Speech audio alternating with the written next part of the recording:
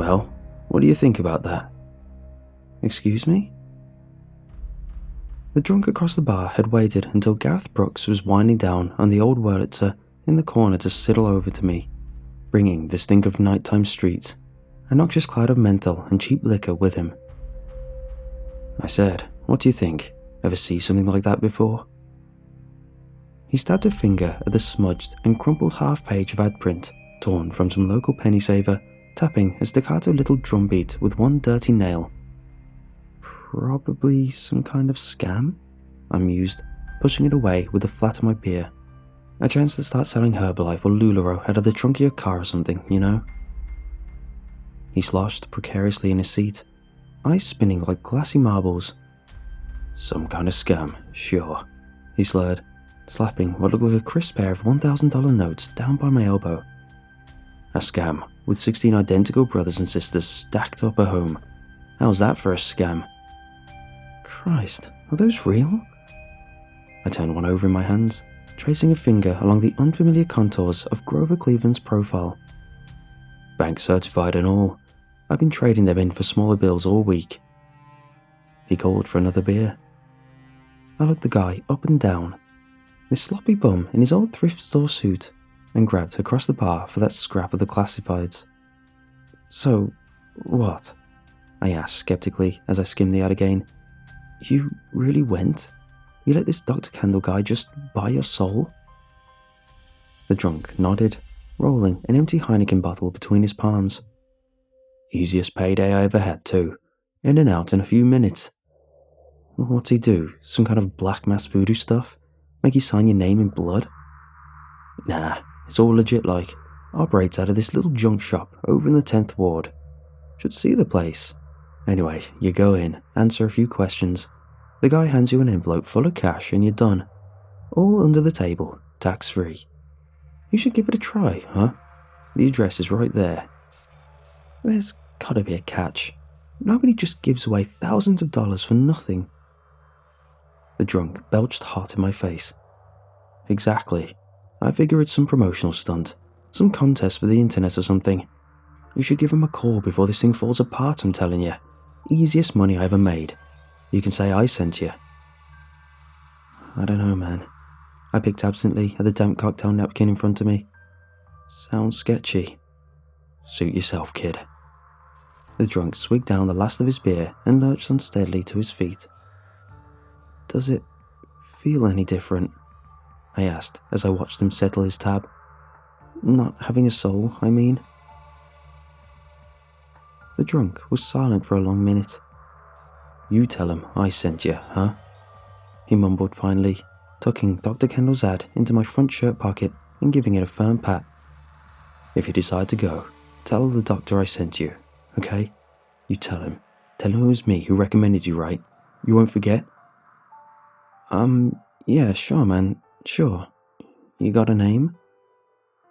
But the drunk was already gone, roiling a path through the little clumps of late-night drinkers, laughing wildly and tossing wadded-up $20 bills over his shoulder as he moved toward the exit. A week later, I took an Uber out to Magazine Street and found myself in front of a dilapidated old stucco building. Just a couple of knocked-together rooms, really, with peeling and faded gold lettering slapped across a dirty plate-glassed window. Dr. Kendall's Consortium, purveyor of fine and exotic oddities. A bell jangled overhead, announcing my arrival into a ruined kingdom of chipped ceramic dishware, sagging furniture, and kitschy costume jewellery, the picked-over remnants of 1,000 forgotten estate sales, all stacked haphazardly in dim corners or left to moulder on dusty velvet pillows under scratched plexiglass displays. Everything stank faintly of mildew and neglect. "Hello?" I called as I made a full circuit through the warren of narrow dusty shelves piled high with broken and mismatched junk. "Anybody here?" "Something catch your eye, sir?" The voice that spoke at my elbows was thin and tremulous, belonging to a roomy-eyed scarecrow in a moth-eaten cardigan and crushed house slippers who'd shuffled silently in from some back room marked "Employees Only." "Oh," I nearly dropped the little salt server I'd been fiddling with. "No, sorry, I came because of your..." Perhaps you're looking for something to brighten up the home. You know, I've got a lovely copy of Leaving the Swan around here somewhere. 16th century, Michelangelo's masterpiece. Hang it in the house of an enemy and they'll waste away in a matter of days. Very lovely colours. No, I'm not. You have a more discerning eye? How about an original 1902 gramophone and typewriter co-wax cylinder recording of Alessandro Moreschi performing Monteverdi's famous Lament from Lauriana? Guaranteed to give whomever it's played for the most wonderful nightmares. Best price in this side of the Mississippi. No. I finally managed to find my voice and interrupt his sales pitch. I'm here because of, well, someone showed me your ad.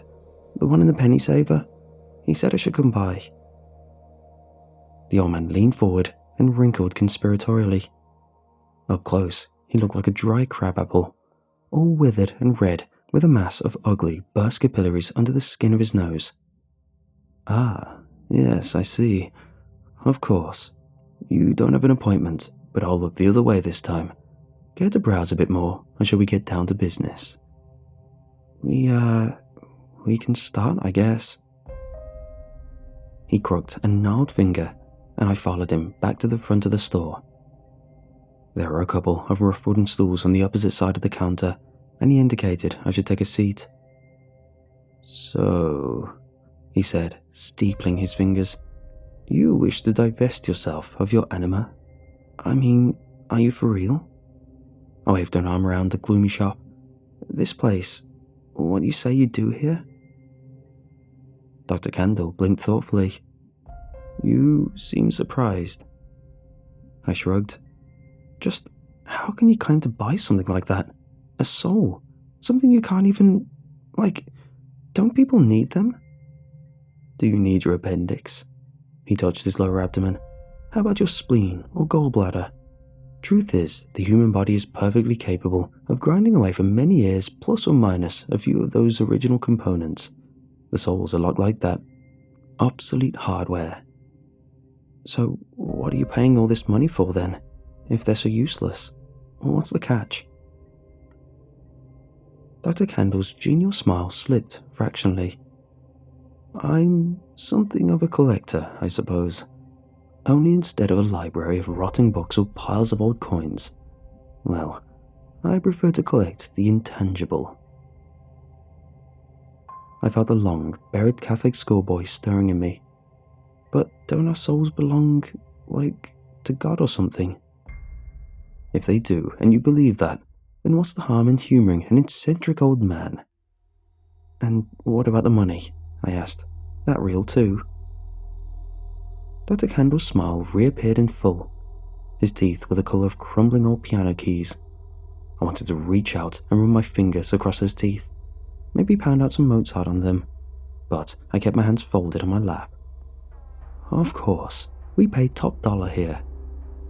So, how much for mine? I shot a nervous glance back toward the front door. The old man reached out and clamped my wrist in a vice grip, turning it palm up. Before I could react or cry out, he raised my hand towards my face, forcing my middle and index finger to his open mouth. I felt him sucking furiously, his red-hot tongue racing like a thing alive up and down the length of my fingers and probing at the dirt under my nails. Hey, I spluttered, jerking free and jumping to my feet. What the hell? Get off me! You're crazy. This whole thing's too weird. 32,000, interrupted Dr. Candle, wiping his lips with the back of one hand. What?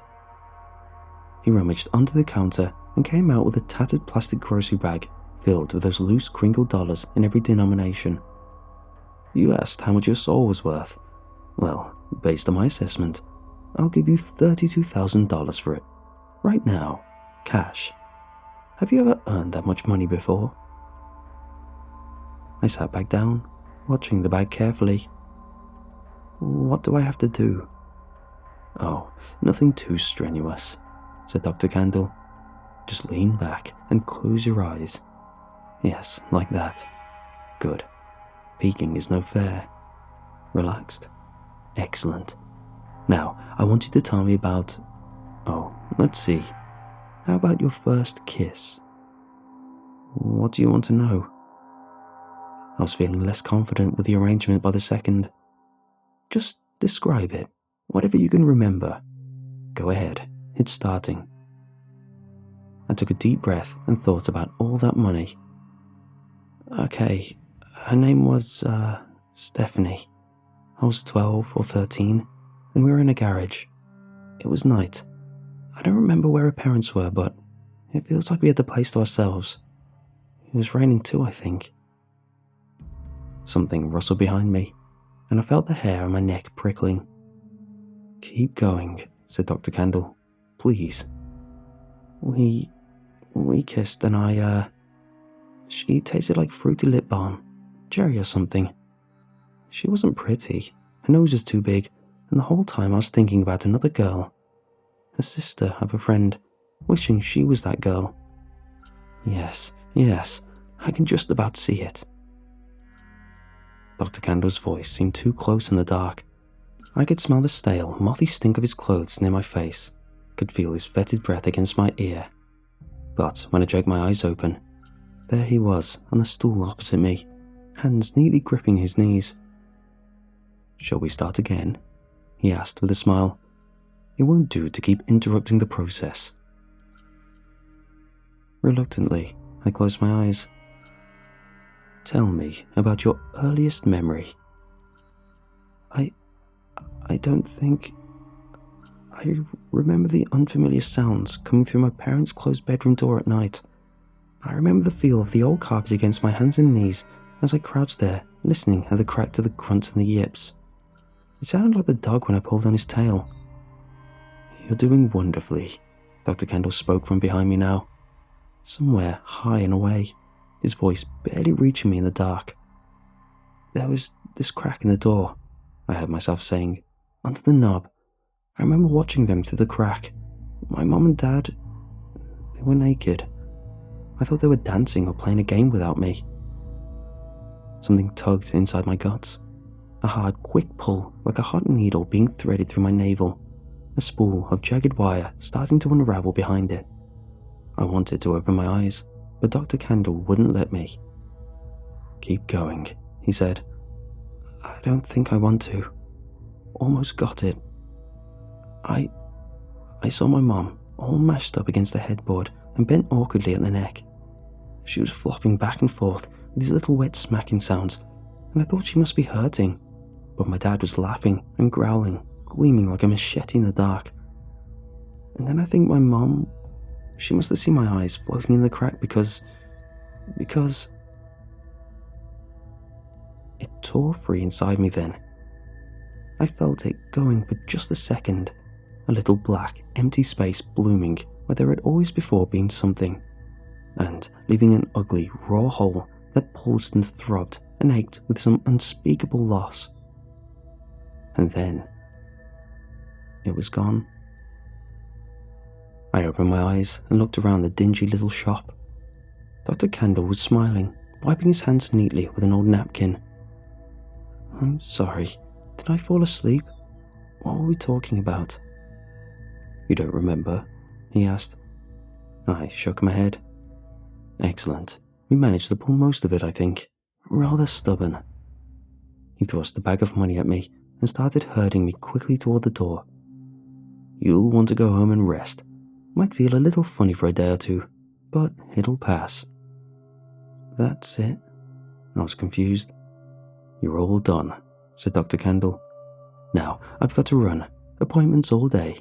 You understand. Thank you for visiting Dr. Candle's consortium. And remember, no refunds.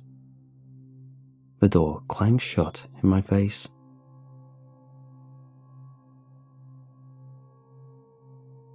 It was a month or two later, maybe somewhere around midnight. Clocks and calendars didn't mean much anymore. I was in one of the rowdy tourist bars in the French Quarter where I've been spending most of my nights. Lately, I preferred the company of strangers. There was an overpriced cocktail in a souvenir cup clutched in my hand, but I hadn't sipped on it in a couple of hours. Didn't see much point in it. Caveat emptor, huh, buddy? I looked up from stirring my drink with a neon green bendy straw and saw a vaguely familiar pair of bloodshot eyes glaring at me from the next stool. Oh, it's you, I said to the nameless drunk from a lifetime ago. Caveat emptor, he said again, downing a shot of whiskey. Buyer beware, eh? You went, didn't you, to see the doctor? You got that look. Knew you couldn't resist. So, what if I did? I asked irritably. The drunk shrugged and offered to buy me a drink. I shook my head. Yeah, he sighed, pushing his glass around absently with one finger. I'm the same way. You drink and you eat and you screw, and at first everything feels fine. But then you start to notice little things, see? Food starts to taste funny. Then it takes a fortune of liquor to even get you buzzed anymore. And don't even get me started on sex. Everything's just flat now, like soda left out overnight. The whole world. He snapped his fingers for emphasis. Poof, flat, you know. I nodded. The drunk was crying now, fat, silent tears running down his cheeks to nestle in the matted mess of his greying beard. I was only 21 grams, he sobbed, groping for my shirt sleeve. Smaller than a damn golf ball, man. You wouldn't think it would leave such a void, you know. 21 damn grams, and you didn't even tell him it was me who sent you. That's why he won't help me anymore. I pulled my arm free from his grip. What are you talking about? The doctor, moaned the drunk, burying his face in his hands. After the procedure, I went back. He told me that he could fix me if I sent more people his way. He said he'd put it back once he had enough souls. A trade, he said. You set me up? I pushed back from the bar and got to my feet. But he lied, said the drunk. He lied to me. I went back after your visit. I asked him to make me whole again. He said he couldn't though. Said he'd sold it on already. All he gave me was this. He pulled a folded slip of paper from his wallet, spilling crumpled bills and change across the bar, and slapped it into my palm. Here. I opened it slowly. A stained and yellow bit of receipt. Dr. Candle's Consortium, purveyor of fine and exotic oddities. All sales final.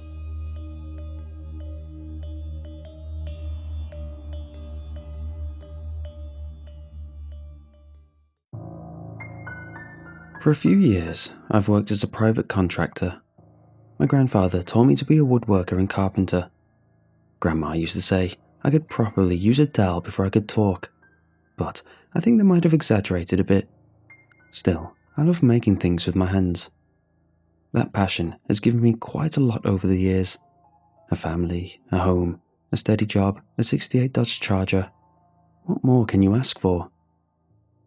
That is, until not too long ago, when I got a bit more than I asked for.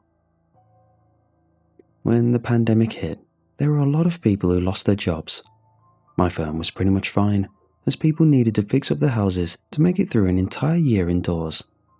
There was also a rising interest in custom furniture, so we got a lot of special orders. I felt kind of bad that we were doing so well, so I decided I wanted to do something to give back to the community. So, for those people who lost their jobs, I decided to start a woodworking class. My wife loved the idea. We got to use the wood shop at a local high school after just a few short talks with the principal. I put up flyers around town, posted some ads on social media, and asked my daughters to spread the word in their classes. We still made sure to adhere to safety standards, so there could only be 10 people at a time, and we were spread out far and wide. It took me less than a month to put it all together, and sooner than I realized, I was a teacher. It was easier than I thought it'd be, and as soon as I started talking about what I love, I was unstoppable. One by one, I asked my students what they wanted to make. Robert, an older man, wanted to make a pool cue. Donna, a stay-at-home mom, wanted to make a patterned rolling pin. Everyone had their own idea. Then there was Roy. Roy was somewhere in his 40s. He was skinny, had a slight limp, and a face that just screamed that he'd been punched a few too many times. He had a surprisingly deep voice with rolling R's, black hair like a wet crow. "What do you want to make, Roy?" I asked. "Any ideas?" "What do you want?" he asked back. "Me? I'd make a..." He surprised me, but I thought about it. I tried to figure out what's something that a guy like Roy could make use of. I thought about a baseball bat or something sporty, but he didn't seem the type. I winged it. "A shoehorn," I said. "What do you think?" "Maybe," he nodded. "A shoehorn. Or maybe a spice rack?" I continued, weighing his reaction. "Paint it something nice, something that matches your kitchen." "Then I'll make a spice rack," said Roy, rolling the R in rack. That's how our first class started. I went through the tools and everyone was free to bring their materials over to the shop to make their project. They could also make them at home and come in for feedback. It was all very casual and freeform. Most of them were excited and had a few talks about what tools to use, what to look for, and even what channels to check out online. We started making step-by-step plans to finish our projects in time for our 5th and final session. During all this time, Roy didn't do anything. He didn't make any plans. He didn't make any sketches. He never asked any questions. He just stood there, nodding his head, rolling his R's. Sure, he was going to make a spice rack, he said, but he had nothing to show for it. 5 sessions came and went, and everyone had something to present. Robert finished his pool cue, and Donna made an amazing star pattern for a rolling pin. Roy, on the other hand, had nothing. "Didn't you finish your project?" I asked. "I did," he said. "I just didn't bring it." Again, that rolling R in bring made me shiver, and not in the good way. "We'd love to see it," Robert said. "It's okay if it isn't perfect." "But it is," nodded Roy. "It is perfect." He rolled the R in perfect just a little bit too long. Robert was clearly uncomfortable.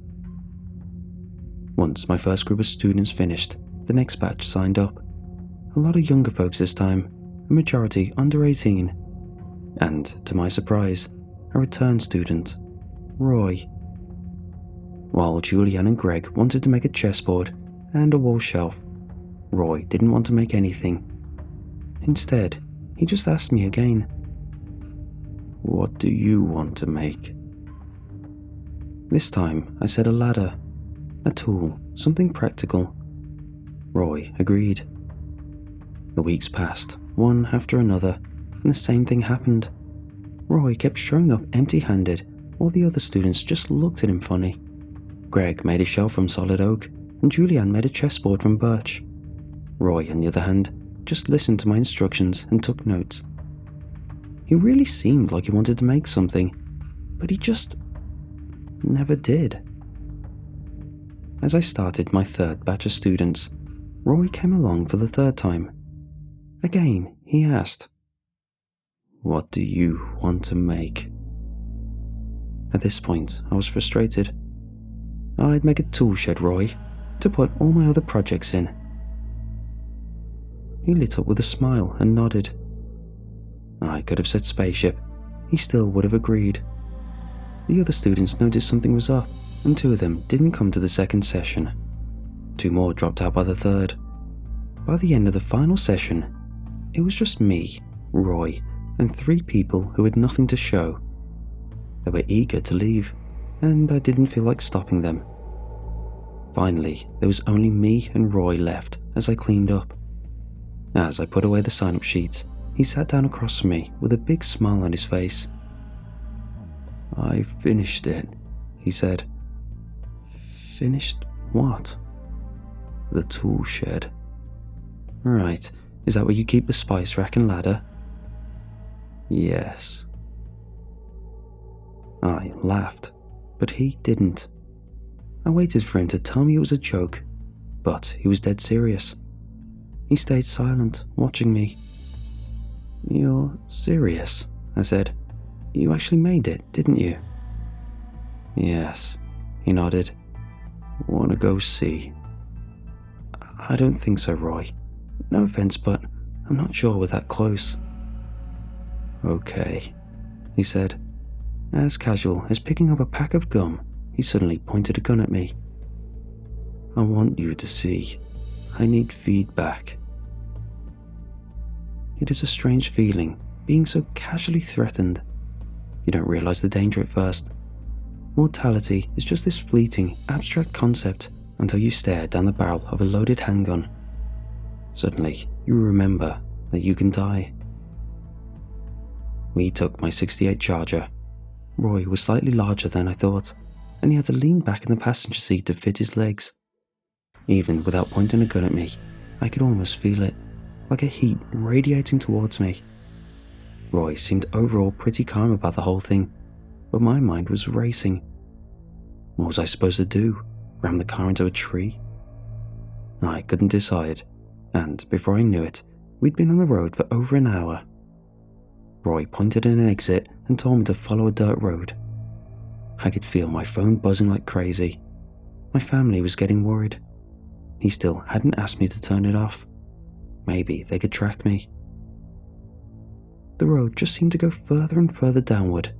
I had to crawl at a slow pace just to spare the suspension.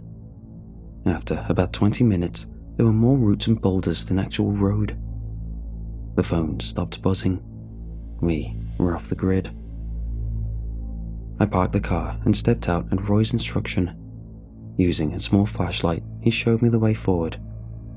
We were deep in the forest, but I could barely hear a single bird. A few chickadees at most. My sister gets me the materials. She's very resourceful. Every rolling R seemed to be on the edge of turning into a growl. I peeked behind me, only to see the gun pointed straight at me. Eyes forward, he said. I want your honest first impression. I could have sworn his eyes were red. At first, I didn't notice the clearing in the woods. There was a strange metallic smell in the air, strong enough for me to taste it. Still, no birds, no insects, just the breeze sweeping through the trees. There, said Roy, my tool shed. The flashlight fell upon something. It looked nothing like a tool shed. In many ways, it looked like nothing I'd ever seen before. Something started boiling up inside of me. Is that... That's not wood? No, said Roy. It isn't. I had to look away, but I felt the gun push me forward. Look. I looked. Bones, sinew, muscle and cartilage. A big, grotesque, hollow square. Every single detail was a nightmare in itself.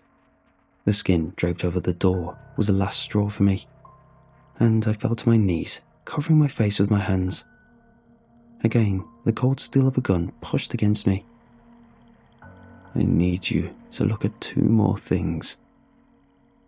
Oh God, the spice rack, the ladder. Stepping into that tool shed was like walking into hell.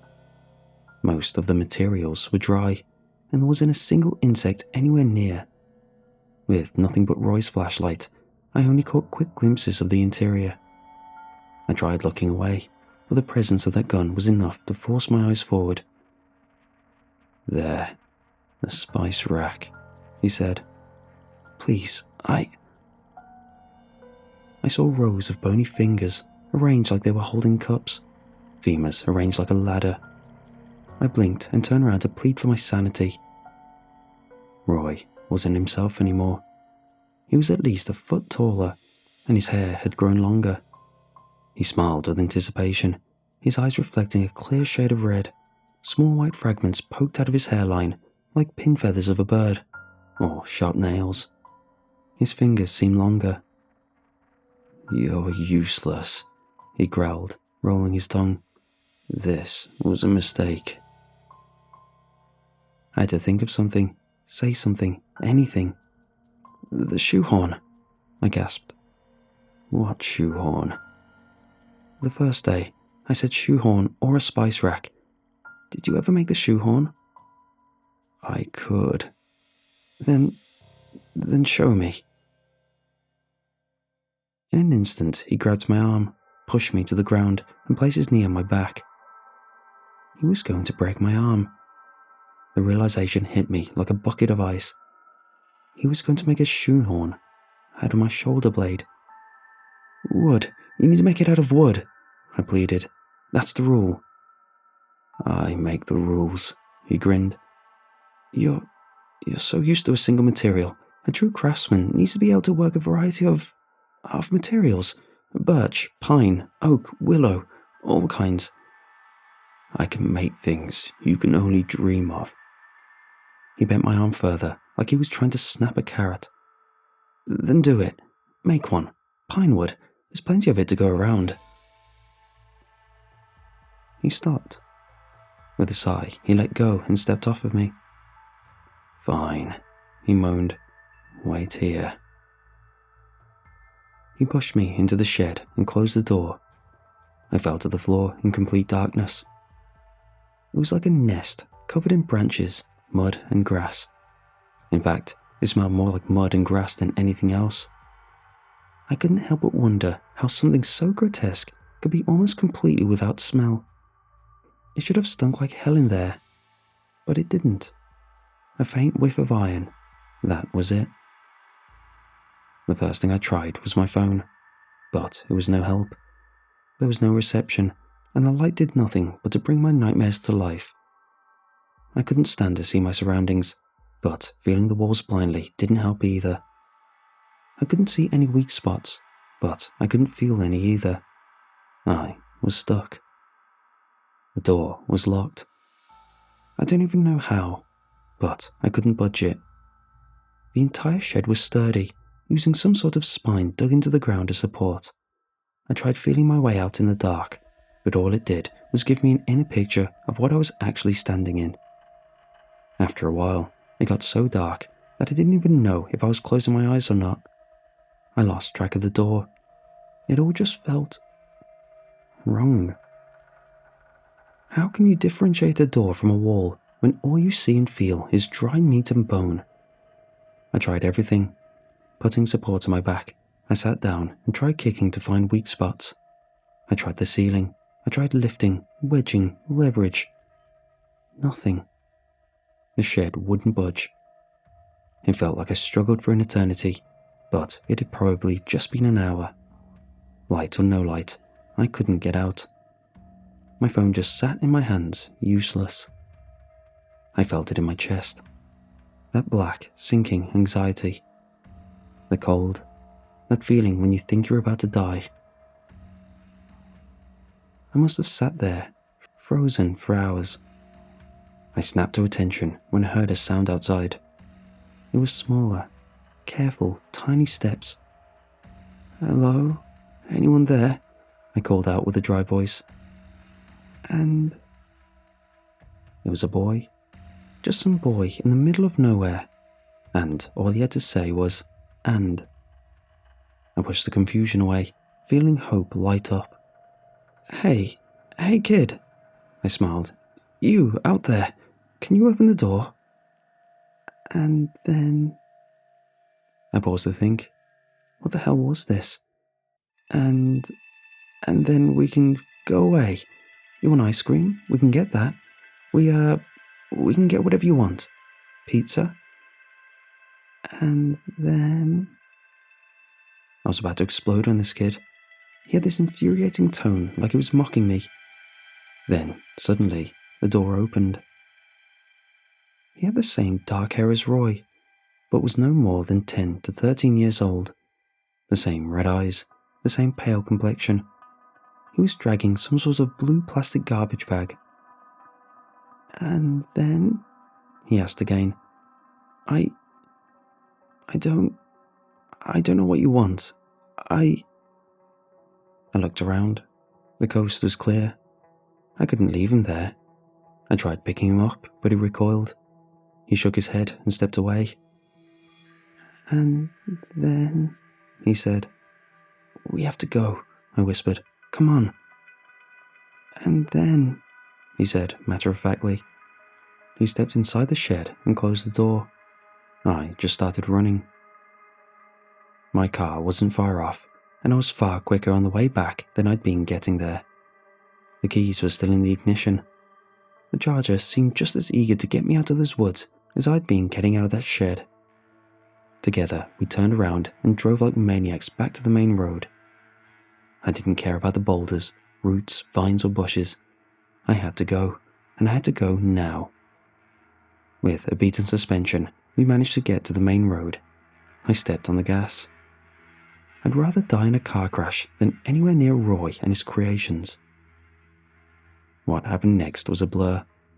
I was pulled over by Highway Patrol, who noticed I was in shock. I gave a statement about kidnapping. Trying to explain what I'd seen just made the deputy shake his head. Maybe he didn't believe me, or maybe he'd heard this before. Either way, he made very few notes, barely took my name. I've since shut down that class, and I'm being treated for a stress disorder. I get these stomach cramps, and I have to sleep with the lights on. I have to see that I'm out of that hellhole with my own eyes. When the light disappears, I can't be sure anymore. I'm going to see a therapist about it soon enough. I've gotten a few recommendations. I'm not sure I like the idea of overexposure therapy, but whatever works. I haven't heard anything about an investigation, but there have been no reports of murders nearby, not to the extent that you could build a shed out of the remains, or a spice rack, or a ladder. Wherever Roy got his materials, it must have been from somewhere else. Maybe that kid knew. I think about him a lot. I get the feeling that he wasn't there to rescue me, so much as to just put away the plastic bag of his. But Roy is still out there. That I'm certain of. After all, he sent me a shoehorn in the mail a few weeks ago. At least the damn thing was made out of solid pine.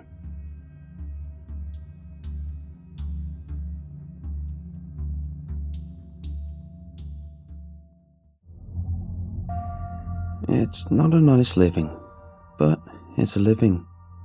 It's a lot better than what we had before, which was a brewery. Well, I suppose we shouldn't use we. It was my husband's idea. Him and a friend. They wanted to run a brewery, small scale, just a few beer varieties. It went okay for a little bit, but then his friends split, and he was struggling to keep things going on his own. Turns out he liked the idea of running a brewery more than actually learning how to brew beer.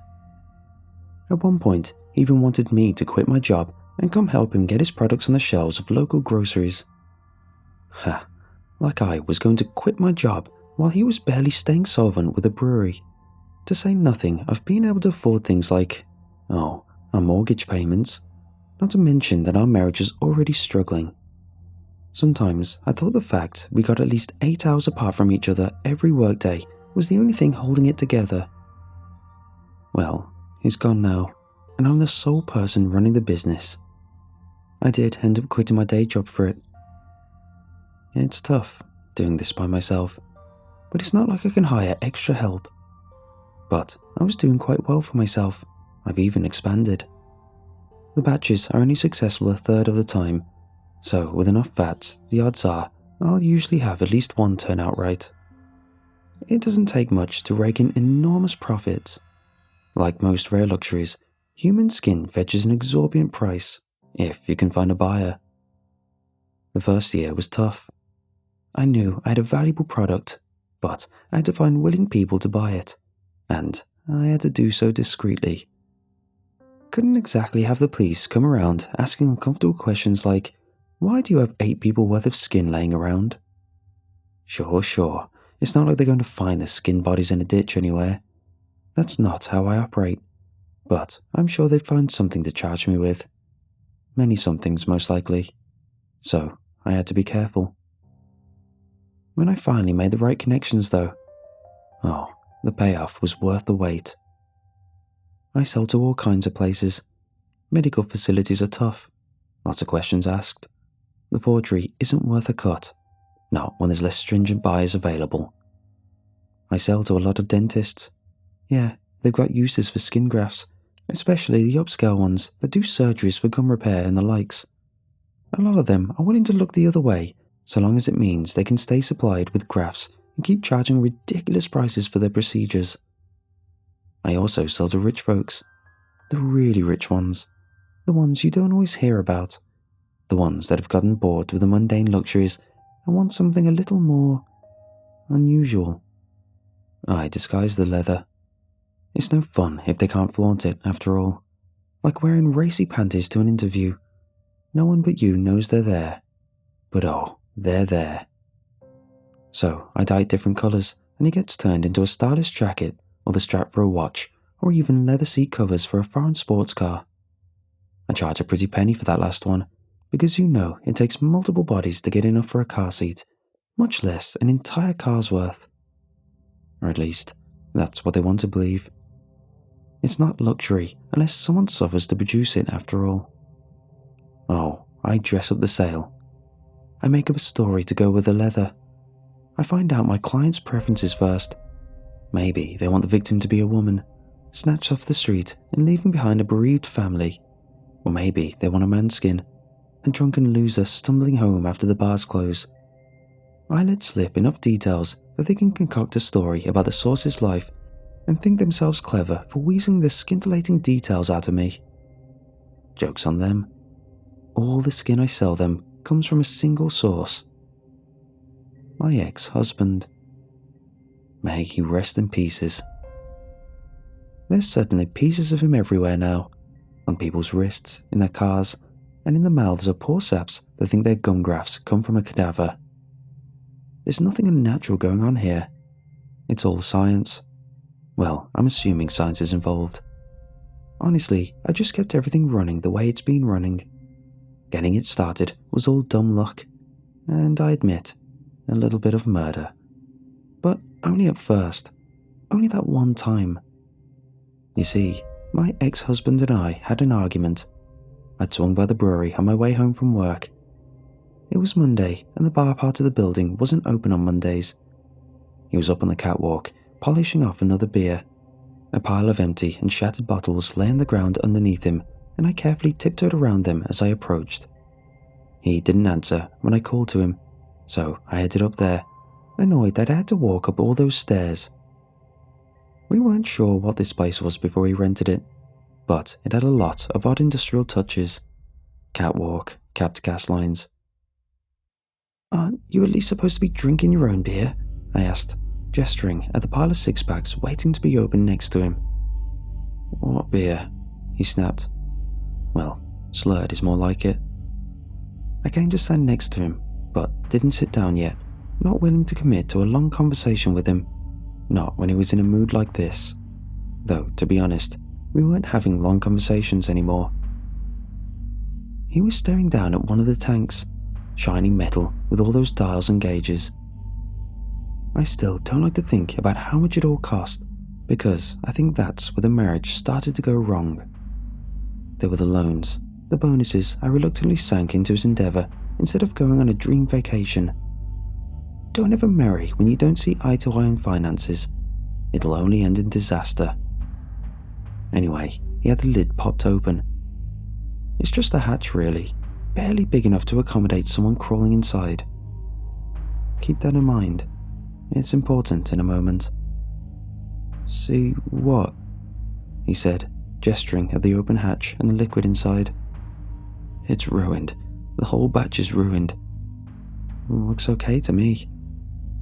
I mean, I couldn't actually see inside. It was too dark. But I just wanted the conversation to end so I could go home. Take a sniff. I leaned over the railing and inhaled deeply. Now that I was directly over the tank, I could smell it. It was something. Not an unfamiliar scent though. Reminded me of the men's dormitories back in college. "See?" he insisted. "What's it smell like?" "Mold?" "Exactly. I didn't think this could happen. Hell if I know what got in there, but it's all ruined." "Did you ask your brewing buddies about this? Maybe you can still make kombucha." Look, back then, I didn't know a whole lot about brewing. Still don't, if I'm being honest. I know how to make skin. Not yet. I don't want to know how bad it is. What if we have to get the tank sterilized? I have no idea how much that'll cost, but I don't think the brewery has enough in its account. I guess I could have told him that it was okay, that my job made enough that we could cover the losses and keep the brewery going. He'd recover. This was only a small step back. But I didn't. Our relationship was almost entirely antagonistic at this point, and I wasn't about to let the opportunity to twist a knife go. Well, it's a good thing you got me then, I said sarcastically. One of us has to pull our weight around here. Things escalated pretty quickly after that. He started going on about all the work he was putting into this, and at least he was trying something instead of pining after everyone else's Instagram feed and feeling sorry for himself. And I went off on how I didn't get into this marriage to support someone else's dreams at the exclusion of my own. And if I spent a lot more time thinking about the things I was missing out on, it was because I was missing out on them, and whose fault was that? I was out making sacrifices while he got to play brewmaster all day. Then, he said something, and I don't recall exactly what it was, because it got me so angry, it was like my brain turned off. You felt it, right? That blind rage where you literally cannot process what you're seeing, and you just want someone else to hurt because that's the only thing that can make you feel better. So, I shoved him, and he was balanced just right and just drunk enough that he simply slipped through the railing of the catwalk and went tumbling down through the air. Maybe it would have turned out differently if he hadn't landed on his head. I wouldn't have gotten filthy rich, and I wouldn't be here writing this. I kinda wish he'd only broken a leg or something. We could have gotten a divorce, and maybe I wouldn't have been able to afford a Porsche, but I could at least have some kind of sports car. As it was, he hit his head. Bam, right onto the top of the tank, and then he slid limply down right to the edge of that hatch. The open hatch. And in he went. For a moment, I was stunned into motionlessness. Then my next thought was, I had to save him. I mean, we didn't get along. We don't turn into a cold-blooded killer within seconds, okay? I went running down the stairs into the catwalk and over to the tank. I climbed up and stared down into the hatch. I remember glancing at the temperature dial as I climbed. 98.6 Fahrenheit. I thought nothing of it for a long time, but now I wonder how it got that high in the first place. The surface of the liquid inside bubbled like a fetid swamp. The liquid was pinkish red in colour. There was no sign of my husband. I knew that the clock was ticking, that every second I hesitated, he went without oxygen, to say nothing of what that temperature was doing to him. I started to call 911, and then I paused. He'd be dead by the time they got here. If the fall hadn't broken his neck, or if his brain hadn't hemorrhaged, then the delay would. How would they fish him out before he drowned or cooked? They couldn't. That hatch was too small for such a delicate rescue operation. My husband was as good as dead. And then they'd ask how he got inside in the first place. Sure, I could say he was drunk and just happened to slip and fall off the catwalk, and that would be believable. But he just happened to slide into the open hatch. I had a good job. I wasn't sure if that job would remain good if I was being investigated for murder, which I suppose I'd committed. I shoved him. Maybe I could plead manslaughter, but either way, not a good look. In retrospect, I wasn't making good choices that night. I guess I was in shock. I mean, I just pushed my husband to his death. I roamed helplessly through the brewery, looking for something to dredge his body out with. I thought if I just saw it, I could decide on a better cover story. I finally found a broom and I stirred that around in the pot for a bit. I didn't find his body. Instead, the liquid inside started thickening, and when I pulled the broom handle out, it was coated in a thin film of milky white tissue, like your fingers when they're in the bath too long. He was dissolving. That's all I could think of. I panicked. I dropped the broom and fled the brewery. I locked it up behind me, went home and drank until I fell asleep. In the morning, I told work that I was sick and took the day off. I went back to the brewery and hoped that his body was gone and that I could just drain the tank and bury the bones somewhere. Wouldn't that be convenient? Unfortunately, his body was not gone. When I popped the hatch to the tank, I was confronted with a quivering mass of colour of a corpse and the consistency of a freshly risen loaf of bread. I poked at it with a broom handle, and it gave slightly. I pushed harder. It tore, slowly, and the wound pattern reminded me of peeling away dead skin. I didn't know what I had, not yet. But after I dredged most of it out, I realised that his body was gone, bones and all. I've never felt so relieved in my life. I reported my ex-husband as a missing person. Then, when the police started asking questions, I broke down crying and admitted that he was having an affair and took off to live with her. I produced the plane ticket he'd bought, one of the few times in our marriage I didn't regret a joint bank account. The police were sympathetic, but they couldn't do anything about a domestic issue like this, they said. Technically, I'm still married to him. Can't get a dead person to sign divorce proceedings after all, and I really don't want anyone to scrutinize too hard. My ex-husband didn't have any close friends left after the one he started the brewing with split, so no one questioned it that much.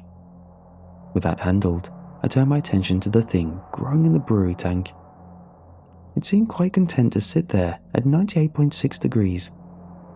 I got a microscope, took some samples and engaged in some amateur biology. Eventually, I convinced myself that it really was skin inside there. The whole thing. Skin. So then, I had to figure out how to get rid of it if I was ever going to sell the brewery equipment. And that led me to some very interesting internet searches.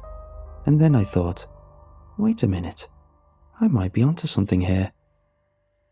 I got connected with the right, or wrong people, depending on your perspective, made a few sales, and business just grew, literally from there. I transferred bits of my ex-husband to the other vat. It likes the temperature right at the average for the human body. After that, it consumes all the yeast and just keeps going. As I said earlier, it doesn't always work out. Sometimes the flesh doesn't solidify and you just get these patches floating around in a murky red liquid that smells like blood. Sometimes I wonder if that's my ex-husband trying to come back. Maybe if I left it long enough, I'll see organs and bones growing in there. I made a lot of money with the successful batches though. Got my dream vacations, got my dream car. I quit my job and told my friends I hit it big with stock options. I've always been ambitious, so they believed me. I had fancy parties, the best alcohol, designer clothing, you name it. It's been great. 7 years of living in the luxury I never could have had while my ex-husband was alive. So, why am I spilling all the secrets of my business?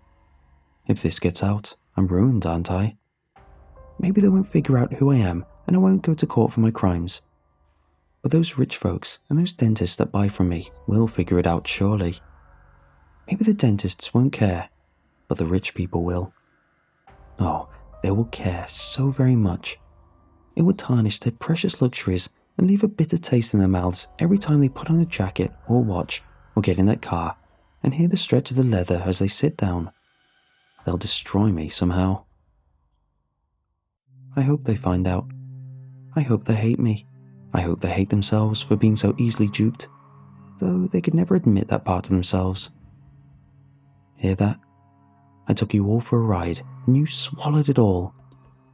You see, one way or another, my business is finished. I'm finished. Something went wrong with the last batch. It started to smell like mold. I didn't want to dump it just yet, so I left it alone, hoping for the best. I should have dumped it. I should have turned off the heat, killed it, sterilized the tank and started over. But I wanted to install a swimming pool in the backyard. And, well, that would have been cash down the drain. I already had someone that wanted enough flesh to make a sofa out of. When I went to check on it next, worried about the smell, I found that the tank was almost full. There was only an inch of clearance between the soft surface of the massive skin and the hatch. It smelled like fresh baked bread, a thick yeast over with an undercurrent of mold. I gagged, slammed the lid, and turned the temperature way down. I couldn't sell skin that had gone mouldy. I'd emptied the tank out in the morning and start over. The next day, I entered the brewery and heard a noise like the rattling of an overloaded dishwasher. Nervously, I made my way to the back where the tanks were. They all looked fine. All but one. Its temperature was back up, despite the heating elements being turned off. 98.6, and it was moving. The whole tank was swaying gently back and forth on its base, and it was vibrating like a cymbal that had just been struck. I had to get the flesh out of there, I thought. Maybe it was packed in so tight that it was trapping the heat in. I just popped the hatch and start dredging it out. It all happened so fast after that. I opened the lid and the flesh inside surged out at me, finally freed from its metal constraints. It was like watching a bubble bath overflow. I stumbled backwards, heart pounding in alarm. The tank groaned at the strain and I heard the snap of rivets breaking. I ran for it, and the tank exploded behind me with a deafening screech as the metal tore itself apart. I threw myself to the ground as bolts of scraps and metal flew over my head. When I rolled over and started to pick myself up, I found myself staring at a bubbling mass of flesh, pasty white, oozing across the floor in thick, bulbous puddles. There were hard bits in it, like almond slivers and a mass of cookie dough, and I realized with horror that they were teeth. Human teeth, tumbling around inside that oozing mass of flesh. And the whole thing pulsed, shuddered like it was breathing, or like there was a massive heart buried under the folds of mindless flesh. It was coming for me, advancing with the inevitability of the avalanche, those teeth and that skin tumbling over itself, like it knew I was there. My heart raced with terror. I had to escape. I'd long ago covered up the front windows and reinforced the doors so the building wouldn't be an easy target. Now, that same precaution was working against me. The roiling mass of flesh had slammed against the entrance and covered the walls, swallowing up the exit in a pile of doughy flesh. I was trapped. I still am. The only option was the catwalk stairs behind me. I ran up them and watched as the flesh covered the ground floor. It continued to grow. The entire building is heating up, like it's generating its own body heat now. I'm sitting here, dripping in sweat, like sitting in a sauna. I can no longer see the tanks. They've been swallowed up by the flesh. It's just a rippling ocean beneath me, a soft, billowing carpet of skin. And it's still rising. I don't have much longer before it reaches the level of the catwalk. I was so scared at first. I sobbed and screamed and tried to reason with God, with my ex-husband's restless soul, with anyone that would listen. I considered calling the police, but then it would all come crashing down around me, wouldn't it? One way or another, I was going to lose everything. My ex found one last way to ruin me, even from beyond the grave. But I'm not going to let him win. The entire first floor is covered with flesh. The walls of the building groan with the strain of containing it. But that's okay, because I'm up here on the catwalk, and there's a pipe on the other end of the building that I cut open before I started typing all this up. Those capped gas lines we never learned the purpose of.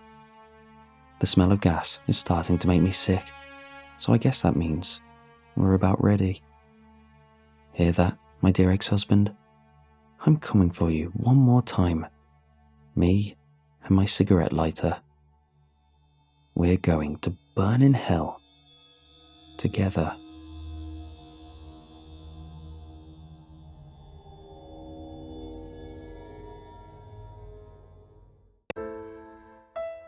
Not too long ago, a friend set me up with a blind date. A handsome guy, but he probably spent more time on his hair than I did. He seemed pleasant enough, so I introduced myself and sat down next to him. He laughed and shook his head. I pictured you differently, he admitted. I mean, you're beautiful, but I thought you'd be... Strawberry blonde, I interrupted, a bit shorter, freckled with deep dimpled cheeks. He stopped laughing, but kept a frozen smile. He didn't know what to say. I just stared at him. I knew this was going to happen, so why did I ever think this time would be different? Was that it? I pushed. Was that what you pictured? I didn't even notice that I'd raised my voice. The date was already over as I started screaming at him. Was that what you goddamn pictured? I had already screwed up. At that point, all I could do was lean into it. Let me explain. This has always been the story of my life. People remember me wrong. They picture me wrong. Even my own parents could swear that I used to be strawberry blonde as a kid. There isn't a single picture of me with that hair colour. I don't have freckles or deep dimples that make my cheeks puff up. I'm tall, with ink black hair. I got Mediterranean features from my Italian mom, and that doesn't allow for a lot of cutesy freckles. Still, every person I've met remembers me that way. Sometimes, when we haven't met for a while, they barely recognise me. One of the most common questions I get is whether or not I've done something with my hair. It is really frustrating when I have to show my ID, as people just seem hesitant to accept the way I look to be the real me. And yes, I've tried leaning into it, changing my hair colour, even putting on freckles with a makeup pen. It doesn't help. It still just looks kind of... off. The weird thing is, sometimes I even trick myself. Some mornings I don't recognise my own mirror image. For a split second, like a bump in the night, I'm staring at a stranger. I've talked to a therapist about possibly having some sort of depersonalization disorder, but that just isn't it. The problem isn't just me not recognizing myself, it is no one else recognizing me either. This is why I've come to an uncomfortable conclusion. Maybe I was supposed to be someone else. This has been my reality for as long as I can remember. Every date, every party, every picture day at school, every single time someone asks me what I've done with my hair or that they like my new makeup. All these little hints and pokes. It adds up over time. Maybe you can see why I'm a bit sensitive and might lash out at, say, a blind date. But something strange happened that one night. As I stormed off, I took a long walk by the downtown park area. There were a lot of people out and about, but I was all up in my head about overreacting. I thought about ways I could have handled it differently, or that I just had to, start taking some kind of medication. Any kind, whatever kind stops this. That's when I first noticed Daniel. It was this strange feeling. He was standing outside of a taco truck, talking to a group of friends. He didn't seem to stand out in any particular way, but I couldn't take my eyes off of him. He had this strawberry blonde hair, pale skin and freckles, deep dimples that made his cheeks look bigger. He was shorter than his friends, but he just radiated this joy. I can't explain it. It feels like I could probably draw it as a picture, but I can't explain it with words. I had to talk to him. I walked up to him, past his friends, and tapped him on his shoulder. As he turned around, my mind cramped. He wasn't strawberry blonde, freckled, dimpled or pale. He was Korean, sort of lumpy looking, and in complete shock. So were his friends. Still, he looked at me like he recognized me. There was something there, and neither of us could say what it was. We both laughed. How did you... We said it at the same time, mirroring each other's expressions. We both laughed again. Did you see... Again, at the same time. His friends were laughing now as well. Jinx, they yelled at us. Jinx, Jinx. I had a long conversation with Daniel that night, and we got to know each other. Turns out we were both born on the same day, but that was where our similarities ended. We'd gone to completely different schools in different parts of the country, and we both had the same problem.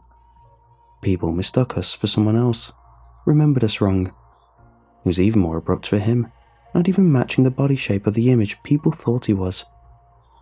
His friends eventually grew tired of us and left. Daniel and I sat there in the park, talking long into the night. We complained about the way people talked about us, how we never really felt like someone saw us, how this weird, stupid quirk was the one defining thing about what it meant to be us. When we finally parted ways, we friended each other and promised to speak again. We did. A lot. Over the next few weeks, we talked every day. I couldn't help myself still mentally picturing him as someone else, like a brain teaser. I thought about him as this thin, pale man with the same features that people thought I had. It bothered me, but this was exciting. I'd never met anyone with the same problem as myself, and all of a sudden, it felt like maybe there wasn't that much wrong with me after all. Then, the dreams came. I've always had lively dreams.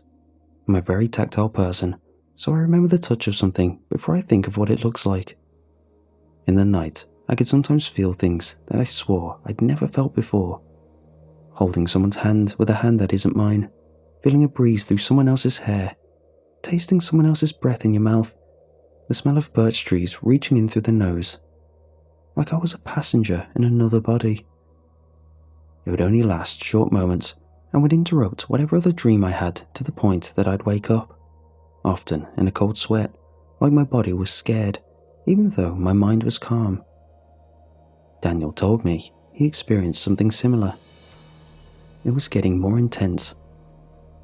Ever since we met, whatever this problem was had been turned up to 11. We decided to meet and talk about it for real. We met at the park, not too far from the taco truck where I first saw him. He brought me a milkshake. At first, I didn't even see him. I was expecting the strawberry blonde man that occupied my mind, not whoever this stranger in front of me was. I shook the thought out of my head, thinking he probably felt the same. "We should just go for it," he said. "Lean into it, see what happens." "What do you mean? Like we do in the dreams?" I just looked at him. At first, I couldn't connect those thoughts to the person I saw in front of me. The more I thought about it, it felt like I could see through him. Like what he showed wasn't real, that there was a realer part of him that I recognized. The part that we all thought we truly saw before the spell was broken. We raised our hands at the same time and held them against one another. For a split second, I was somewhere else. A meadow in a birch forest, late springtime. Morning dew was still setting on blue sunflowers surrounding us. Standing next to someone I felt close to, someone I felt safe with, a warm hand against mine, like we'd had 1,000 times before. And still, that uneasy feeling. I was still on the park bench. I dropped my milkshake. "Did you see that?" Daniel asked. "Yeah," I said. "Yeah, I did." "I think I know where that is," he said. "I've been there." We got to his car and drove away, following a smaller dirt road out of the city, the one down by the frog lake. Instead of turning back onto the main road, he followed a small road to the log cabins. We were going off-road, and still, I didn't mind. I felt safe. He knew this place better than me, and I had no idea why or how I would even know that. It was dark outside, but I knew he could get us there either way. We'd been here before. Not this Daniel, and not this me, but the real us. The road came to an abrupt end and we got out. Daniel held my hand. There was an overgrown path in the forest leading us deeper into the woods. Pine trees gave way to birch. The space between the trees tickled winds into pushing against us. For a moment, I was back. That springtime morning, hand in hand, blue sunflowers, a symbol of things to come.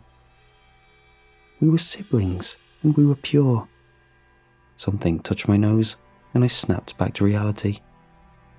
A feather. Where did it even come from? I don't even want to know anymore, sighed Daniel. I really don't. I think we have to, I said. I know, he nodded, but still. Yeah, still. Someone wanted us to go there. We had been told it'd be fine, that everything would work out. Someone had told us a lie, but I don't know who or why. There, in the dark of the birch woods, I saw the outlines of sunflowers next to the overgrown path. What we were remembering was old, but no less real. My body was itching, telling me to stop. The milkshake wasn't settling in my stomach. All this had ever been was a mild inconvenience, and now it was literally controlling my life. But at least I wasn't alone, and I could feel something coming. Truth, perhaps. Harsh truth. We knew the meadow was just around the bend, but were no less awed when it came. The sky seemed more open. The sun we were remembering was replaced by a moon, and the white clouds had turned black. This was the place. This is where we'd been. For a moment, I didn't see Daniel. I saw my brother smiling at me, talking to me, words reaching out to me like spoken underwater. I believe. I didn't even notice him saying it out loud. The real him, the Daniel I'd gotten to know over the past few weeks. What? I said. What did you say? I don't know, he admitted. I don't know why I said that. What else did you want to say? We closed our eyes and spoke from a memory that wasn't ours. Songs eternal, I said. As before, as is now, as will be. Don't say that. I opened my eyes. Daniel was holding back tears, his face shaking. Something bad happens. I feel it. We're doing something bad. I could feel it too, like something crawling up my throat. I watched another white feather dance in the wind, blowing through the meadow. Daniel nodded at me and took a deep breath. We have to keep going, he said, closing his eyes. I know. You're my kin. My soul is true. A sun gone black, a moon gone blue. I ask you, Saviour, through and through, if not three of us, then who? As before, I said. As is now, Daniel continued. Then quiet. There was supposed to be a third person. There had been a third person that day. She knew what would happen to us. We were the next generation to meet him, and no amount of promised eternity could convince her to surrender. Instead, there was a knife. She felled my brother first, then me. A knife bound for our hearts. The song remained unsung, tainting the land and every living thing within. A promise unkept, potential unravelled. A parted cloud revealing an eye of a vengeful beast. Every bird in the meadow bursting open at the seams, their feathers falling like snow. I was there that day, watching my brother bleed out in the dried grass, the sun eclipsing black, our spilling blood boring into the ground, tainting it for generations. A dark pool puddling deep in the soil, cursing our cowardice. We could have been beautiful, all three of us. The sky had gone dark as the clouds hid the moon. Daniel screamed, only to suddenly stop. A part of me knew what was to come. There was a third person in that meadow, and they just killed Daniel. I couldn't see anything, but I had to run. I tripped on a rotting log and stepped into an anthill. The grass was so dry that I could hear the footsteps of someone approaching. Daniel was wheezing for air, and then it stopped. I'd heard it once before. As will be, growled the third voice. As damn will be. Had it been another second, they would have gotten me. A memory of their fingertips grabbing my strawberry blonde hair flashed before my mind. The imagined pain of a knife between my shoulder blades shot through me. The blameless coward was making up for their past mistakes, but it had cost me my life. A part of me was screaming with joy. A deep, evil part of me, the part that lay dying with the real Daniel. The other part of me was stepping out of an anthill and took off straight into the woods. It was a woman. She wasn't alone. Footsteps in the dark, joyous screams, people running, stumbling, falling and crying in the dark. A dozen of them, at least. Some came close enough for me to hear their breaths, but it was pitch black. I figured they'd hear me if I kept running, so instead I laid down. I hid next to a large rock, and the minutes passed. I heard them sweep the area, mistaking each other for me. Someone screamed in pain, another screamed in joy. Someone was silenced by a crushing sound as teeth sunk into flesh. Madmen in the dark, whooping and shouting, begging for my death, for their release, asking me to give up and die. I covered my ears and prayed for dawn. My pulse raced so fast, I could barely hear the individual beats anymore. I held my breath until I almost passed out. It felt like forever, but my panicked lizard mind refused to let me out of the moment. I couldn't even count the seconds. I just waited, moment by moment, for the nightmare to end. In an instant, or an eternity, came dawn. It worked. I don't know how, but it worked. I twisted my ankle without even noticing, but come the dawn, I could barely walk. There was still morning dew in the air, and a couple of blue sunflowers looked my way. I found no trace of Daniel's body, and when I called the police, there wasn't much they could do. They asked me many questions about the supposed third person, and there were plenty of physical evidence of a group or people in the area, but nothing definite. People rarely fish down at Frog Lake anymore, and most people who live in that area are weird loners. This far into the woods, no one can hear you scream. We could be combing the forest for days without finding a speck of blood. The investigation is kept under wraps. No one has talked to me about it, and no one seems to be asking about Daniel anymore. And me? Well, people don't mistake me for that strawberry blonde girl anymore. I think she died in that field, next to her brother.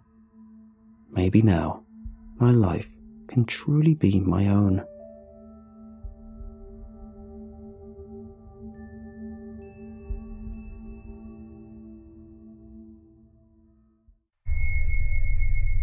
The meaning of dreams have been debated for years. For some, they are images stitched together by the mind. Throw on the fuel of stress and watch it light up in a mirage of strange sequences. To others, they hold a much deeper value. Some believe one can tap into clairvoyant levels of abilities through the veil of sleep. Just a few searches into sleep paralysis and astral projection can lead you down the deepest of rabbit holes. But I'm now in the mindset that the less you know, the better. Due to the pandemic, I've been stuck doing online classes for months. It felt a bit stunting to my social skills to be holed in all day. Sure, it's fun to stay in when you choose to, but not seeing people, even when forced to, started to set in that feeling of cabin fever. Luckily for me, I still had people online to talk to on a regular basis. I was in a Discord server of a Twitch stream I'd watch, but with all servers, cliques formed and off-topic channels were filled with casual conversation. This is where I met someone I meshed with almost instantly. His name was Mark. We were about the same age, and it turned out we had a lot in common. The only big difference between us was that Mark was based on the East Coast and I was on the West. We would chat away most nights, sometimes hop on call while watching said streamer, and it turned into a nice little comfort for both of us. The only downside was that Mark had to leave earlier than me to sleep due to the time difference. Because we were both nearing our last year of school, we egged each other on to sleep at a good hour. Sounds nerdy, I know, but it was a nice side of peer pressure you don't hear about much. We really did encourage each other for the better. Go ask that girl out, the worst you can say is no. Sure, let's watch that harem anime. I don't care if it looks a bit cringe.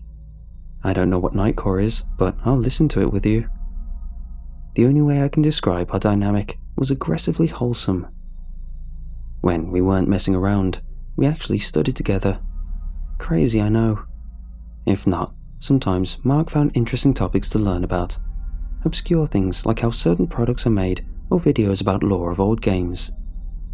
But this is where I started to notice something. He always had to be doing something. And even if it was veiled beneath a layer of productivity, it was unhealthy sometimes how much he didn't want to slow down. I found out why when we started to become more open about our lives. It took a few weeks, but what started as telling him about my parents turned into this call of revelations and life. I found out he was raised by a single mom, that he used to be quite athletic, but ever since injuring himself pretty badly, he'd been a shut-in and gained weight. And the strangest of all, that he was plagued by nightmares. I figured they were just night terrors, the results of an overactive mind. After all, he was never not mentally stimulated. No matter what, he'd always be lethargic around 10 p.m. to midnight. If he wasn't asleep by then, he'd pass out on call. So, this was why he had such a routine sleep time. In his dreams, his night terrors were consistent. He'd be stalked by what he called the visitor. The visitor would wait until an opportune moment and attack. If Mark was caught, he'd be lethargic all day. However, if he evaded him, he'd wake up refreshed. Now, my first thoughts were logical. If he was caught, it was probably because of restless sleep, maybe some form of sleep apnea. This would explain why he'd be tired the following day. And if he succeeded in evading the visitor, it was just him getting a good night's sleep. It was easy to explain things away as an irregular sleep habit. However, when I brought up my own strange dream one day, he started to freak out on me. I told him about an odd dream where I reached into my mouth and pulled a tooth out. A common strange dream that a lot of people have had. I only told him to see if I could empathize with this issue of night terrors. Maybe if we could relate and he realizes that other people have strange dreams too, he would be more relaxed about having them. But the opposite happened. He immediately bombarded me with questions. How many did you take out? Did you keep them? Did you see anyone around when you did it? Did you give them to anyone? I could hear the panic in his voice, so I tried answering them the best I could. That I only took one. I was on my own. I just took it out, felt it missing, and woke up. It took a while, but the only way to fully calm him down was to promise him something, that I'd tell him if the tooth was missing the next time I dreamt. It was a few days later when I finally had another dream, but in it, I distinctly remembered having all my teeth. He immediately felt better and let things be. Not long ago, school started to open up, and we spoke to each other less. We were both getting back to our own lives. Our fling of using each other for social energy was dwindling since seeing real people again. Or at least, this was the case for me. During a catch-up call, I found out that though my life was getting back on track, he was struggling. He told me that he kept getting caught by the visitor, that being lethargic in school was affecting his grades and his social status. He was getting singled out for looking haggard all the time. I felt awful, I really did, but all I could do was offer my condolences. Or so I thought, because he proposed something crazy. Mark came out with the strangest concept. He told me that if he made an offering to the visitor in his dream, he could pass him on to someone else. I almost laughed, but with how serious he sounded, realized quickly that it wasn't the time. I offhandedly said sure. It seemed like a placebo to me. If he would feel better to pass on his phantom, and it worked, we'd both be all the better. He seemed to almost try to talk me out of it, but quickly just left it at that. Very soon he went to bed, and that was that. I started feeling tired a few hours later and did the same. Everything was different. As soon as I closed my eyes, in what felt like the same second, I was standing in an unfamiliar place. It felt so real, yet I could sense that it wasn't, like I knew it was a dream, but without control. I wandered around, touching the walls, feeling the textures and smelling the acrid air. The whole area was grungy, the walls decayed beyond repair. The layout was linear, like the halls of a hospital or a school. The air was rich with a putrid smell of damp and rot. It was dark, too, but my eyes adjusted enough that I could navigate, though at a slow pace. The only noises made was my footsteps and bumps from the occasional times I knocked into one of the many broken and discarded furniture. After hitting my shin on a particularly low table, another noise followed, and it wasn't from me. I froze, and in the silence, I heard a thunk. Then another and another in quick succession. Heavy footsteps. It was heading my way. I slipped away the way I came, trying to remember all the obstacles I'd ran into. No matter how quickly I thought I was going, I was held back by how fast I could move in the dark. But my pursuer didn't seem to have the same limitation. When I realized that I couldn't outrun the thing, I dipped into one of the rooms and ducked behind a desk. I heard the skulking figure reach where I was and slow down. What were frantic thunks were now the soft stalking of contemplation. I heard the thing pushing around the scattered furniture outside, flipping and opening them like presents on Christmas morning. I heard the squealing of the door opening and realized there was only one option left. I smelled it before I saw it. The damp stench from the doorway, emanating in warm bursts. In a huff, the door opened. It stepped in, and it wasn't hard to find me. Before I could scramble away, I was pulled up by my neck and dragged away. The thing's arms was taut, yet I didn't pass out from the asphyxiation. I was dragged hard on the ground, my back scraped raw with no relent.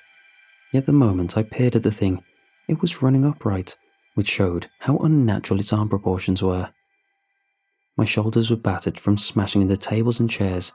Shards of wood were sticking out of me, and from how limp my right arm was dangling, I realized it had been yanked out of its socket many turns ago. However, things didn't end there. I was pulled in what was more of a chamber than a room. The walls were moist slick with a strange bile. The floor was a vile mess of slosh. I gave no resistance as I was pressed into a pile of rancid mush, and that's where it started to have its fun. It was sloppy in its work, more having fun than trying to actually achieve anything. It picked up my eye with its equivalent of fingernails, scraping the layers away. Any protests I made only made it faster. Eventually, the glass-like texture of my eye popped and its finger sank in, enjoying the squelching sounds it made. I felt everything. Yet, no matter how much pain I endured, there was no inkling of passing out. I felt each toe it popped out of the joint, snapped off and eaten like popcorn. No fingernail was spared from being peeled away and played with. Its movements was almost infantile in curiosity, yet demonic in execution.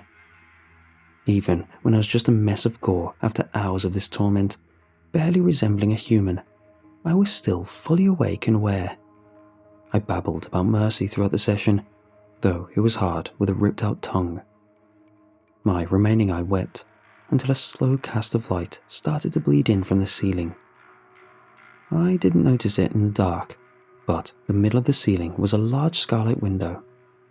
As brightness bled in, the creature slowly sulked and wandered off down the hallways. Mixed in with the lumbering footsteps was a deafening klaxon. It blared like an air raid siren until I burst awake. My alarm was going off. It was time for school.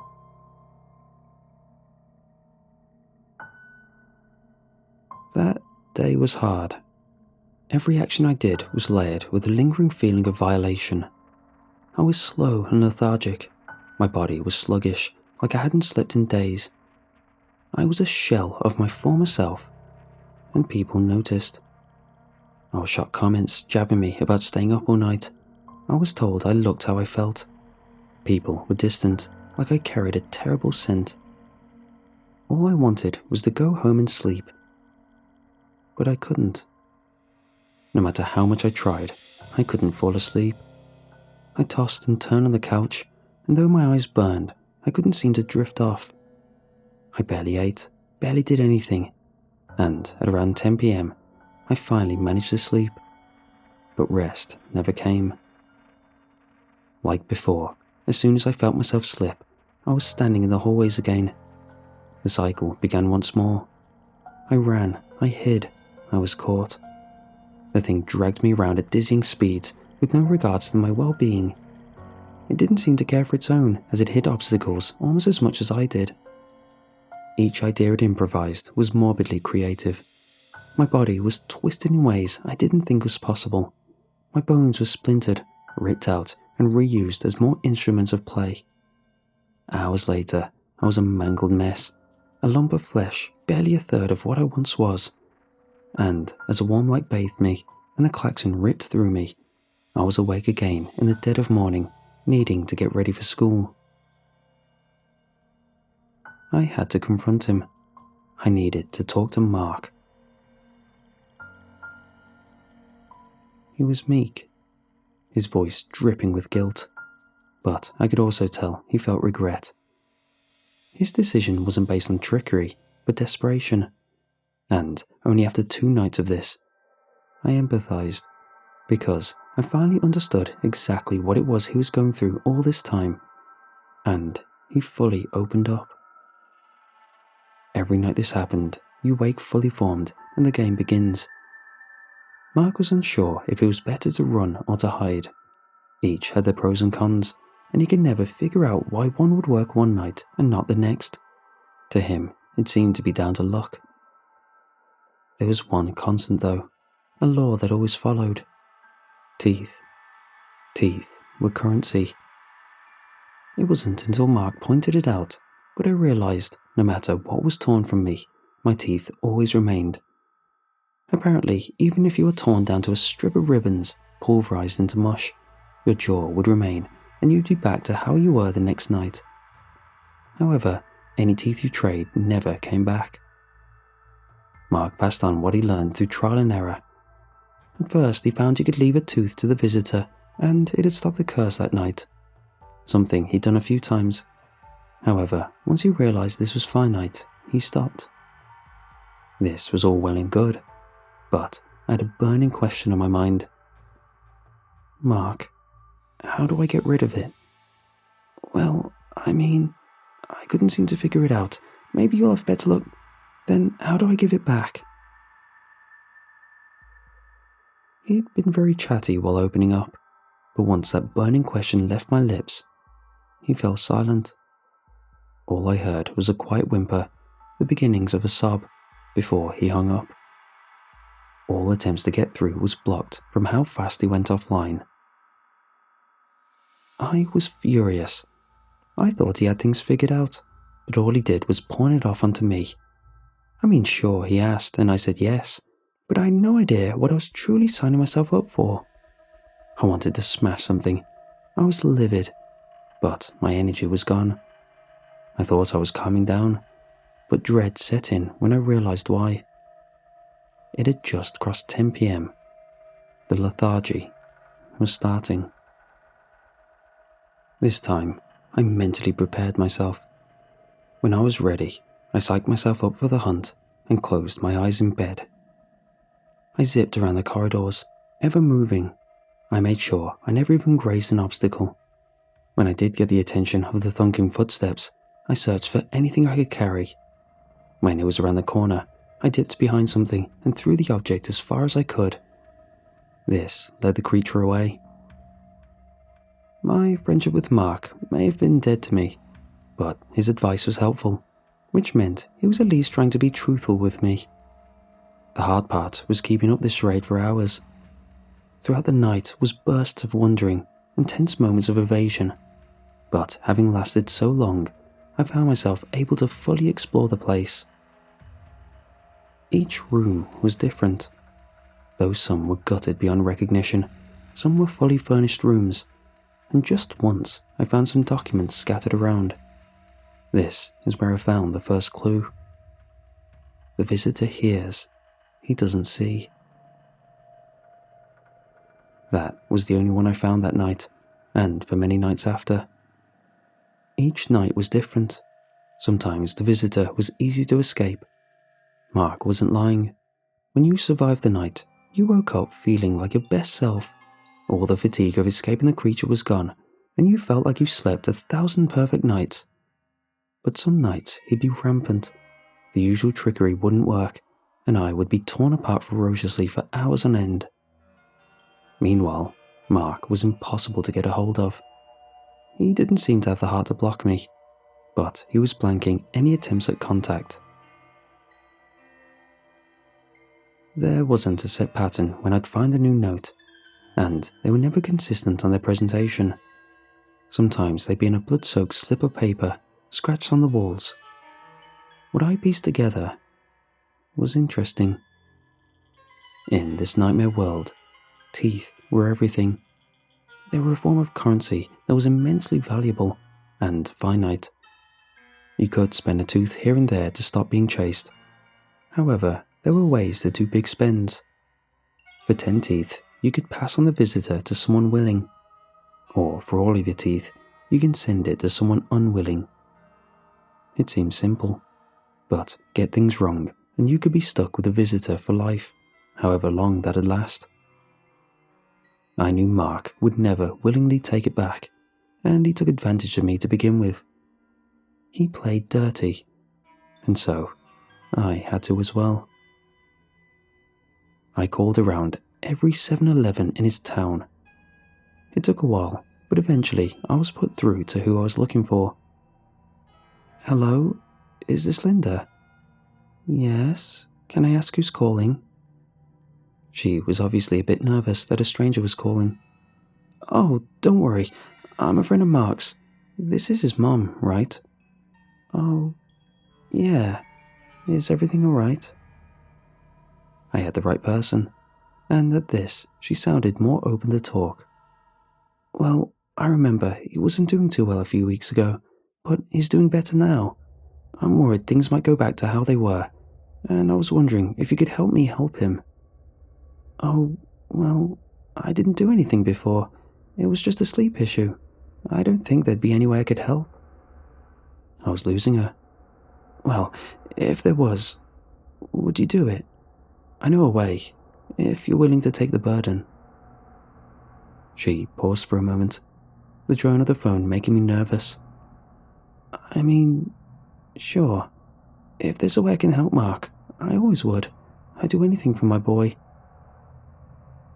"Did he ever tell you about the visitor?" I was banking that he did tell her, or at least try to. I had to make sure she knew what it was, even if she didn't believe it. The recurring nightmares he had. Sure, he told me about it. What does that have to do with anything?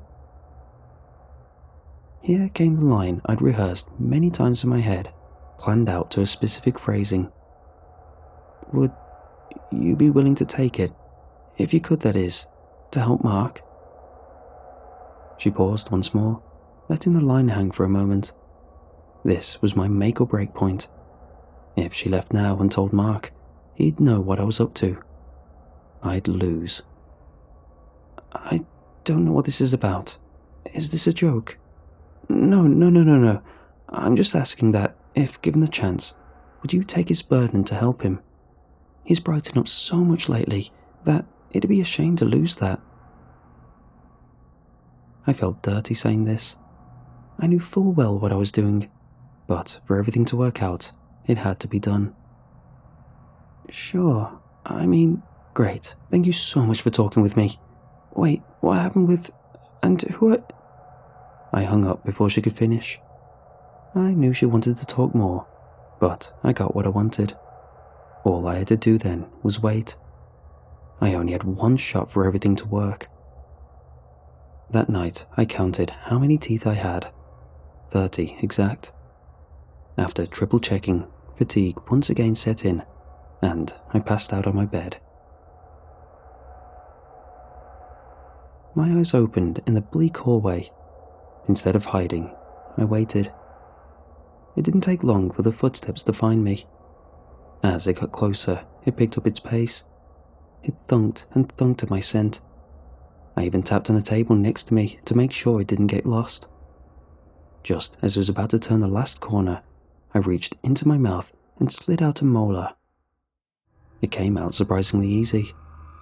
It seemed that though my body worked how it did in the real world, here it almost wanted me to pull them out. That was an ominous thing to dwell on for too long. I threw it on the floor and the visitor stopped right in front of it. It slowly lifted the bone to its face, sniffing and feeling it with its strange digits. Satisfied, it gulped it down excitedly. Even though it was only a morsel in size, it relished it like it was a full-course meal. I took a deep breath and continued with my plan. I slid out 10 more teeth. Though they came out easy, the pain was still there. After coughing the leaking fluids, I tossed them like a poker player flinging chips while trying to bluff. It seemed to count them, and when sure of the number, a hoarse whisper said one thing. Name. Linda Cook was all I said. After that, the visitor just limped away, and I was left alone for the night. When I woke up refreshed. When I slept that night, I was out like a light. I closed my eyes and woke up the morning after like normal. I felt great that I no longer went to the visitor's domain, but a twinge of guilt washed over me at the thought of what Linda must have went through. It seemed everything I thought was right. My phone buzzed non-stop the whole day from Mark and a bunch of other numbers, which I could only presume was Mark borrowing others' phones in case I blocked him. My computer was filled with messages detailing everything he was going to do to me and what he was doing to make it happen. What he threatened was much worse than what the visitor ever did to me, and I could tell he was serious. Since then, he got Linda to pass it back to him. This meant a few things. For a start, Linda is at least down 11 teeth. Mark is also down 11, plus whatever he spent to have some nights free from the hunt. I feel like he has enough teeth to pass it on once more to someone willing, but if he gets it back, he'd be cursed for life. This was my plan. Now, if he passes it on to me, he knows I'd trade all my bones to give it back. He wouldn't give it back to Linda for any reason, which means one thing. He's looking for another. So, be warned if you meet a friendly guy named Mark from the east coast of the USA. He likes anime like Demon Slayer and Jujutsu Kaisen. He plays League of Legends and is quite good at it. He's very relatable and is great to talk to about personal things. If he starts talking about bad dreams, be careful, because there's a chance it's my Mark looking to use the last of his teeth.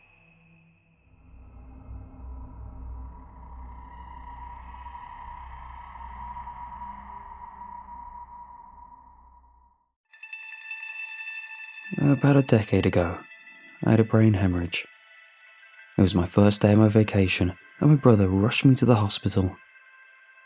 I went from completely fine without symptoms to brain dead within a couple of hours. Hadn't it been for my mother's unshaking and frankly misplaced faith, they would have pulled the plug on me. Instead, I was kept alive for 3 months. Then, I woke up. It was unceremonious at best. I waved at a nurse, who calmly went to fetch a doctor. I fell in and out of consciousness, and in about an hour, I was sitting up on my own. I had about a dozen tests and several x-rays, but there was seemingly nothing wrong with me. A bit malnourished and lacking vitamins, but a few hearty meals later and I was fine. Before my brother was even told about me waking up, I was already on my feet. A bit wobbly, but still. I heard the word miracle thrown around too many times to count. My mother was beside herself, and it cemented her faith in an unhealthy place. She started giving most of her money to faith healers, spirit guides, and mega churches. I know I shouldn't complain, Her attitude might have stayed the hand of someone who, in good faith, were told to pull the plug. But I just hated seeing her get conned over and over. Still, to her, it all made sense. I had to find a new place to live, and I'd been replaced at my job. I moved in with my brother while I got back on my feet. I still didn't notice any side effects, and in many ways, I was healthier than ever. I stayed with my brother for 2 years before I got a nice job at a lumber mill outside of town and was able to get my own place. And up until about a year and a half ago, everything was fine. Then, things started to feel weird. At first, I thought my old health problems were flaring back up. Every day in my commute to work, I was getting headaches, dizziness, and sudden bursts of neck pain. It got so bad that I started dreading the drive to and from work more than work itself. I went to a doctor, and the results were confusing. It turns out I had a small growth in the back of my cranium. It had a strange shape and more mechanical than organic. It was metallic in nature, about the size of the palm of my hand. The doctor showed me an X-ray, describing it as a strange, quote, tattoo on the inside of my skull. My first thought was that it looked like a circuit board, but organic. The doctor had no idea what to do. It was such a large area that surgery would be severely life-threatening, and the blood work didn't show any elevated levels. If anything, whatever had grown in the back of my head was benign. I was given stronger pain medication and sent home. They suggested I start keeping a pain journal. For 8 months, my symptoms gradually got worse. I took my medication, but the relief was temporary. I put a lot of time and effort on my pain journal, trying my best to look for patterns. The only pattern I could find was my commute to work. Just as I got to work and just as I got home was by far the 2 worst times of day. I started taking different routes, working from home, and trying different strategies. To my surprise, some of it would work. Working from home was the best solution, but also taking a longer route. Step by step, I started narrowing in on the problem. It was the strangest thing. There's a deep tunnel that connects our town to the I-94, and that stretch of land was causing my discomfort. It wasn't an immediate pain, but every time I avoided that tunnel, I'd feel a lot better afterwards. I decided to prove it once and for all. I stayed in the middle of that tunnel for about 15 minutes. My symptoms were wreaking havoc and growing worse. Pain, dizziness, loss of balance. That was only the start. It felt like I was being tased, and every source of light became blinding. My stomach twisted and turned, and as I was about to lose consciousness, I heard a scream. I didn't even realize it was my own. I had to be taken out by ambulance. The reaction was almost identical to when I first collapsed in my hemorrhage all those years ago. My brother had almost crashed his car rushing to the hospital, and my mother almost had a heart attack. Luckily, I'd woken by the time they got there. I wasn't even mad. I finally knew what was causing my pain. Over the coming weeks, I narrowed down the problem further.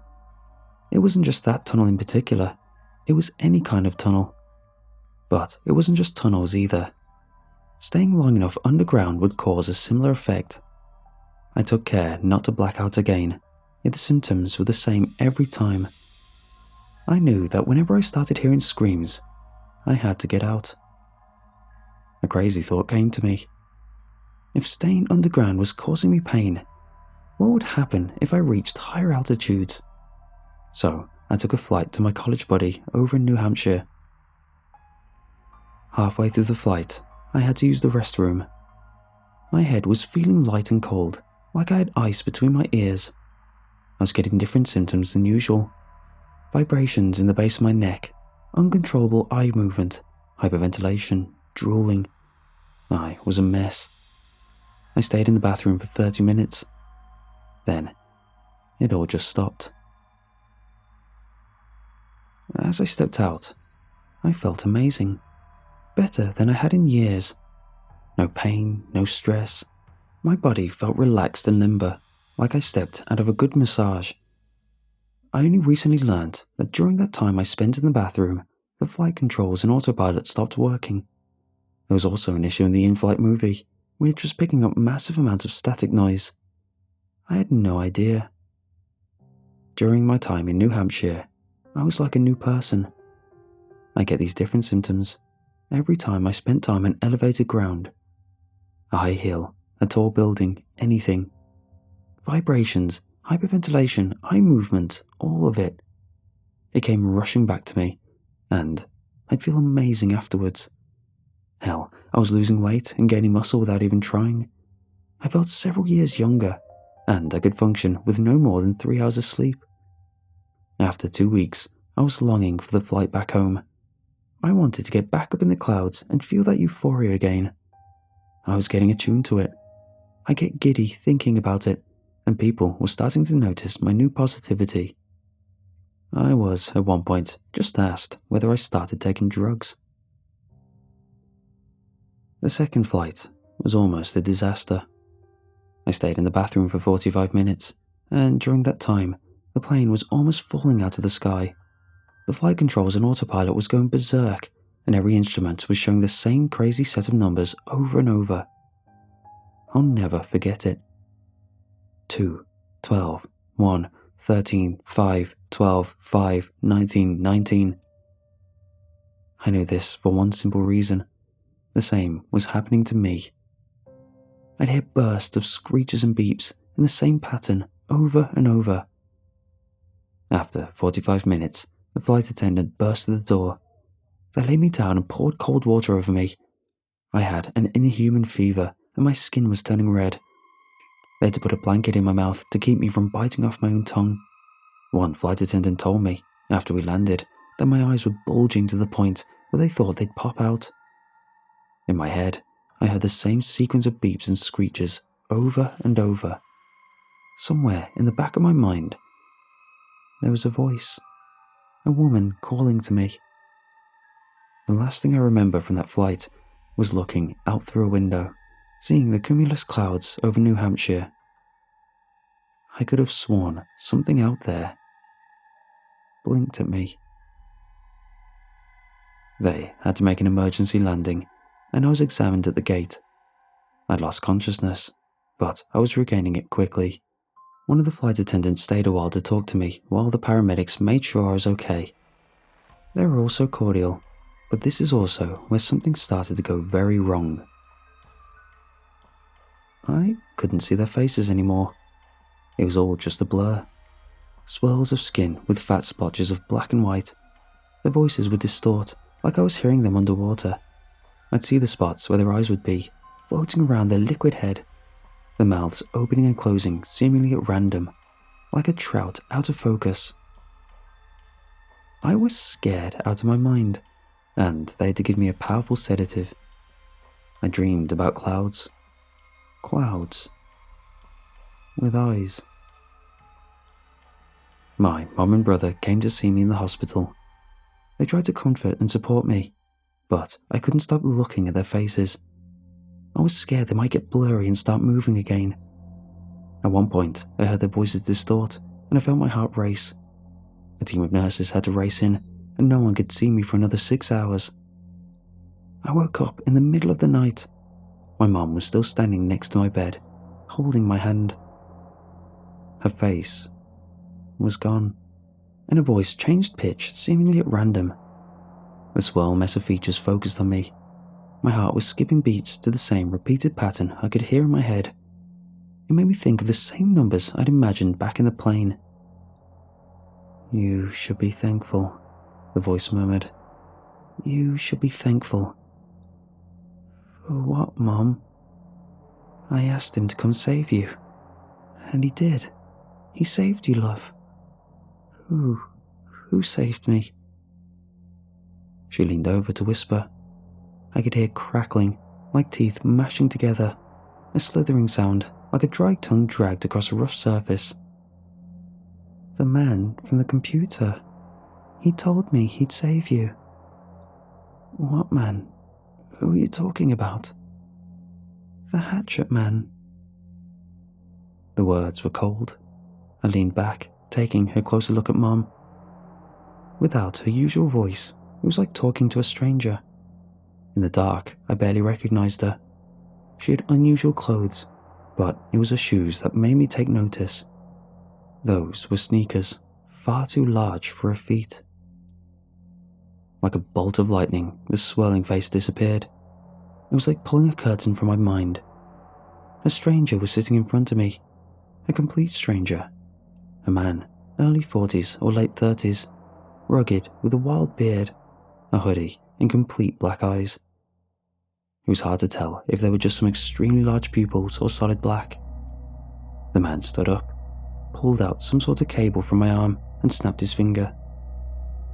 Every electronic item in the room fell silent. I tried screaming for help, but he just snapped his fingers again. My mind cramped. "Testing," he said in a low, rumbling voice. "Testing." His eyes flashed yellow, and I couldn't breathe.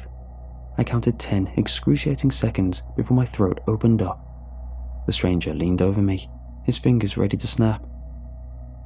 "Without the hatchet man, you'd still be brain dead, you ungrateful swine. Now stay still." I was frozen. I felt that my pulse wanted to race, but something was holding me back. Something was controlling my bodily functions. The stranger reinserted a needle into my arm and held up an otherworldly, black, handheld device. There was a series of beeps, the same pattern. Then it was done. He took out the needle and headed for the door. What is this?" "Nothing," he smiled. "Just a hot fix." He snapped his fingers again, and the world went dark. I've since talked to my mother about this. She believes I dreamt the whole thing, but she was surprised that I found out about a donation to the hatchet man. Apparently, that was the username that showed up on the donation to the Church of the 13 Chisels. Mom had tried everything, but it was after that donation that I had just woken up. She considers herself part of their flock, a follower nowadays. Of course, there is no such thing as the Church of 13 Chisels. They send out a monthly email that is just a copy-pasted version of an email from a televangelist with some names switched around. The physical address is fake, and every single picture on their website is just copied pictures from other churches and photoshopped faces. The entire thing is a scam, a shell. Still, here I am. Ever since that night, I've been a lot more stable. I can go through tunnels without feeling bad, but I also don't feel different while flying. There are no swirling faces, distorted voices, or odd sequences in the back of my head. Still, I've been to the doctor, and the organic metal growth in the back of my head remains. It just seems to be more passive, a strangeness, or maybe it was just fixed. I don't know if I should be worried. I don't know what this means, and I don't know where to look for answers. Do you guys have any theories? I think the growth saved my life, but I'm not sure what to expect. This must have happened for a reason. I don't feel like I'm doing anything involuntarily, and I don't feel like something's affecting me. But maybe it will, someday.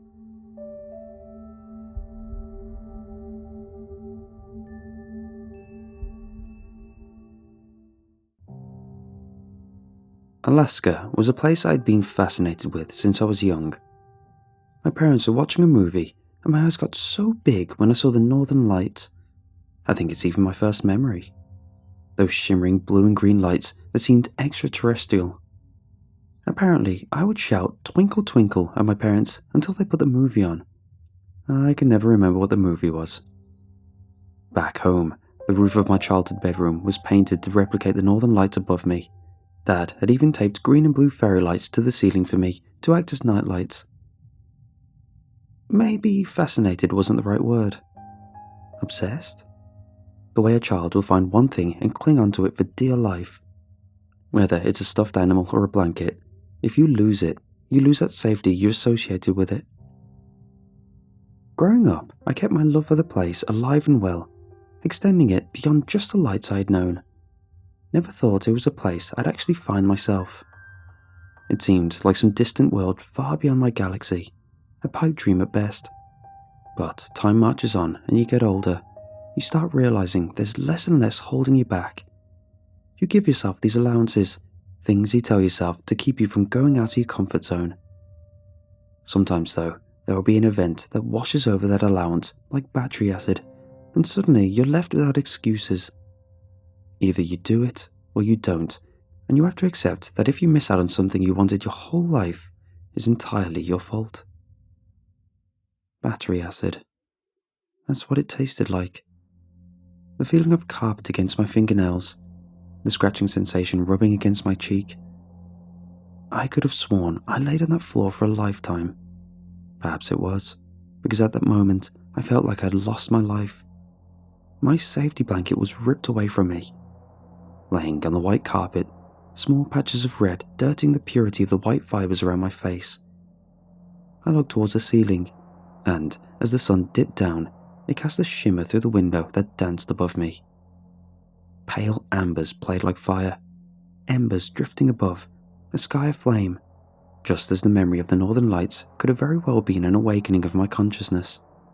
Lying there, watching another set of lights dance, a lifetime had passed, and I was ready to begin another. Slowly, I pulled myself together, sitting up and letting breath into my lungs, cleaning stains off the side of my face that also reminded me of fire. I worked hard. I was focused and methodical.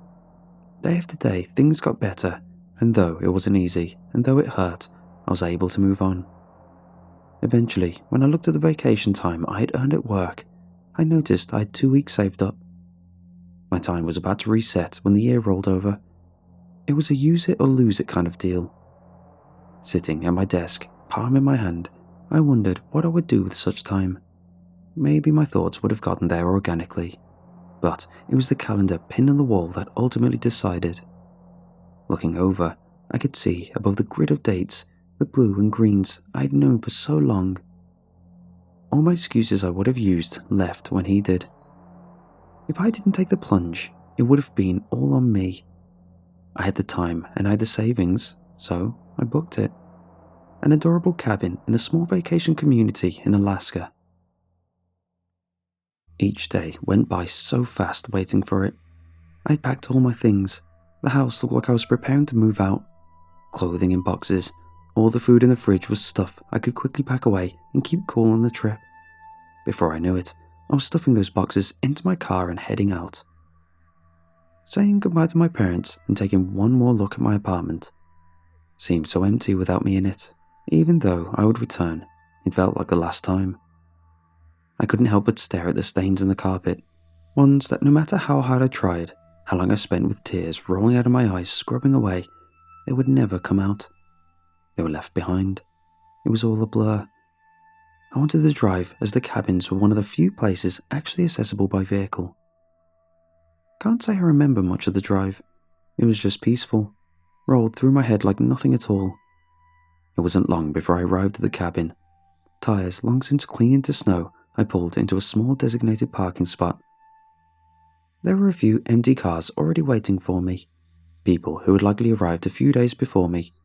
When I booked the place, I was lucky to even get it, as the other cabins had no vacancy. One box after another was unloaded. I saw a kid playing around one of the cabins, maybe around the age I was when I saw that movie. He chased the ball around, kicking it and watching the snow roll off. It was as if no one had ever told him how to make a proper snowman. Looking at the cabin, I could see an older woman waving at me as she sipped from a white coffee mug. I offered a smile back, watching my breath drift up. With all my boxes inside, I looked at the cabin next to mine. Another older individual. Though he looked to be in about his late 40s, there was a life of hard work etched into the stern lines of his face. Somehow, he'd fallen asleep on the chair that was on every cabin's porch. I was excited to lay a blanket across my legs and watch the night sky, free of light pollution. Food was placed into the refrigerator, and clothing was shoved into drawers. I could already feel myself never wanting to leave. It was almost fate. The small, white circular rug that sat ever so quaint in the living room. I had to take a few deep breaths to calm my nerves, reminding myself it was just no different than the white snow outside. 2 weeks. I had 2 weeks away to rest and enjoy myself somewhere far from it all. I had gotten to know the people around me over the next few days, told them about my life as they told me about theirs. Turned out I wasn't the only one looking for a new start. The man in his late 40s, Adam, saw some action while in the armed forces. His fingers twitched like worms as he told stories, kept it real PG for me, but I could see the R rating in his eyes. Said he came out to the cabin alone. The sounds of the city were too much for him. The older woman and boy, Ellis, a recent widow, was trying to find a way to live a life after her husband passed away. He was so much of her that she didn't know who she was by herself and figured the cabin was a nice place to discover it. She would tell me stories in between drags of a cigarette. The boy was Emery, M for short. M's parents weren't ideal, and as Ellis jumped around the subject, as M's father was her son, I knew a victim when I saw one, though it wasn't my place to push. Didn't see much of the other 3 cabins. A woman around my age was in one of them, and saw her periodically come and go. She looked lonely, but like it was an intentional loneliness. Not unhappy, just in the moment. Never really got a name. Should have approached her, I guess. I know one cabin had a couple in it, not because I ever saw them together, but their voices would ring out in the middle of the night. Barely near civilization, and they found something to fight about. Seems like they were trying to rekindle a long-since dead flame. Though I did get a smile on my face whenever I heard Adam's commanding voice rise above the storm, telling them to shut the hell up. Their voices would trickle into nothing so quick. Adam was practically their counselor. The 6th cabin saw her the least. If all of us were out there to try and achieve a start over, I think she was out there to let her pass quietly. She was old, barely able to make it out of the porch. She seemed so sweet whenever we caught glances, though her fire was a waning one. A lot of us would interact and coexist, and I suddenly found myself wanting to never leave. It wasn't until the 8th day after my arrival that I heard the subtle knocking on my door. I was in the middle of preparing for bed when the sound echoed through my cabin. Walking to the front, I pulled the wooden handle. I was surprised to see Adam standing on my porch. It was fairly late, but without a word, he turned around and gestured to the sky. My heart knew what it was. I'd seen glimpses of it, but nothing like this. Walking out onto the porch, I saw them. Like translucent worms gallivanting in the sky, the bright blue and green lights nearly burned into my memories were hanging perfectly above my head. All 6 of us stood outside, looking up as if the cabin roofs were a picture frame. Even the older woman, with Adam's assistance, was able to bear witness to it. She would pass that night, quiet, guided by the north lights above her. Can't even say I know what happened to her after that. People did come, and suddenly the lights of her cabin stopped turning on. The next 2 days were quiet and somber. I didn't see the others much, just sat inside the cabin sipping tea. It was cozy. I could see clouds rolling in, making the dark sky even more so. Out of the window, I could see specks of white falling from the sky. I was initially happy I would be able to witness some snowfall before I had to leave.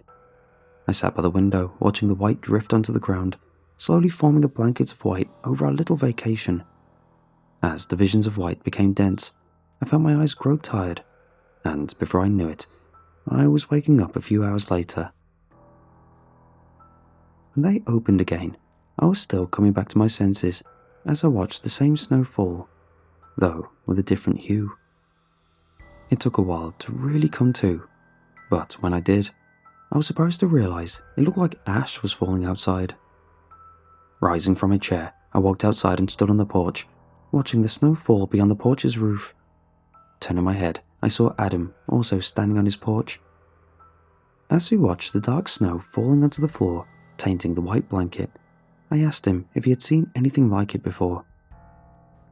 He looked at me and shrugged. Slowly, I walked forward and raising my hand out, I watched a small dot drift down and land on my finger. Pulling my hand back, I held the finger up and looked at the dark snow that had landed there. As I was observing, I could feel a tingling sensation revving up on the affected area. The tingling quickly shifted into a burning that sent me back into the house. Rushing over to the sink, as the heat continued rising on my finger, I turned the faucet on. I let the warm water fall onto my finger for a minute before wiping the area with a washcloth. The colour, though, didn't dissipate. It was as if I dragged the finger through an old chimney. Furthermore, it seemed I had managed to spread the dark area. Though, the more I looked at it, the more the surface area seemed to be spreading on its own. Then, the flame I had felt grew into an agonising cringe. I could see my hand starting to shake due to the pain. The colour on my finger suddenly pulsated, and I felt several pinpricks shoot through the affected area. The entire tip of my finger had turned dark, and the colour made its way from the first finger, joined to the second, creeping towards my knuckle. I saw the finger curl, but I knew distinctly that it had not done so under my command. I tried to uncurl the finger, but it wouldn't budge. It was almost as if my nerves had lost the ability to communicate anything other than pain. A pain that grew by the minute. I didn't know what to do or how to stop the creeping dark snow from reaching the rest of my hand. Watching my finger uncurl itself made it feel alien. The feeling was nothing compared to seeing it curl once more in a direction it was never meant to articulate. My finger shuddered as it struggled, curling back for a moment. Then a sharp snap of the bone allowed it to fold in half. My head got light, seeing the blood drip out from where the bone was protruding, a bone that had been stained black. Small beads of red mixed in with inky blotches at the bottom of my sink. The colour continued to crawl. I stared at the red drops of blood on the white porcelain sink. For a moment, the pain in my finger echoed the pain I went out there to forget. As the colour made it onto the second joint of my finger, my nerves howled again. The finger looked like a snail shell when the second joint cracked and bent. The spiralling stick of flesh barely resembled my finger. I only knew it was mine because of the pain it brought. Gritting my teeth, I pulled the drawer under the sink open and placed my hand down so my fingers were resting over the edge of the sink. The spiral of flesh started twitching like an animal fresh out of the womb, trying to understand how their limbs worked. I could see the finger getting close to my knuckles, and I knew once it got there, it was going to be much more painful to stop. I rested the large butcher's knife down just above the knuckle, and with a heavy breath, I pulled it into the air, and as I exhaled, brought it back down. The blade slammed into my finger, sending a shock into my body. Nothing compared to how horrified I felt, seeing that I hadn't gotten through the bone. The finger was certainly cut. I could see my pale flesh leaking, but within the blood that came out, there were small, dark bits. These little flakes seemed to be moving within the blood. They spiked up and reached out of the red like tendrils. Fear filled me, and with more conviction, the butcher's blade was brought down on my finger again. My vision went blurry for a moment, but when the tears drifted from my eyes, I could see the vacancy where my finger had been. Blood was drifting from the wound, and I moved quickly. I had volunteered in a health clinic while I was studying a relevant field in college. The knowledge I barely ever used quickly came back to me in the moments of crisis. Running to the freezer, I grabbed an ice pack. Then, luckily, I found a first aid kit in the bathroom. Applying ice to the wound felt like hell, but it would slow the bleeding as I dressed the wound with gauze. Standing in the bathroom, I clutched my hand as I watched the gauze shift its shade from the injury. I just kept praying that I wouldn't suddenly see the same ink returning. I pulled the gauze off and redressed the wound as I exited the bathroom and returned to the kitchen sink. Looking in the bowl, I could see the severed remains of my finger. My body must have been in shock. It didn't feel real what I was seeing. My finger was darker than before, having been drained of its blood. Only the ink remained. It was horrifying watching the thing wriggle around. I could hear the fingernail tapping the porcelain. It became quickly apparent that the finger was moving towards me, trying to get to me. I flopped around like a landlocked fish, but it couldn't get high enough to clear the bowl. Stepping to the side, I watched as the thing altered its path to head straight towards me again, small inky tendrils trying to grasp the smooth surface. I backed away from the sink. I didn't want to interact with it in any way, afraid trying to even reach over it would give it enough room to do something to me. Looking up above the sink was a small window. I could still see the dark snow falling. Some of it had clung to the window. It wasn't moving like the finger though.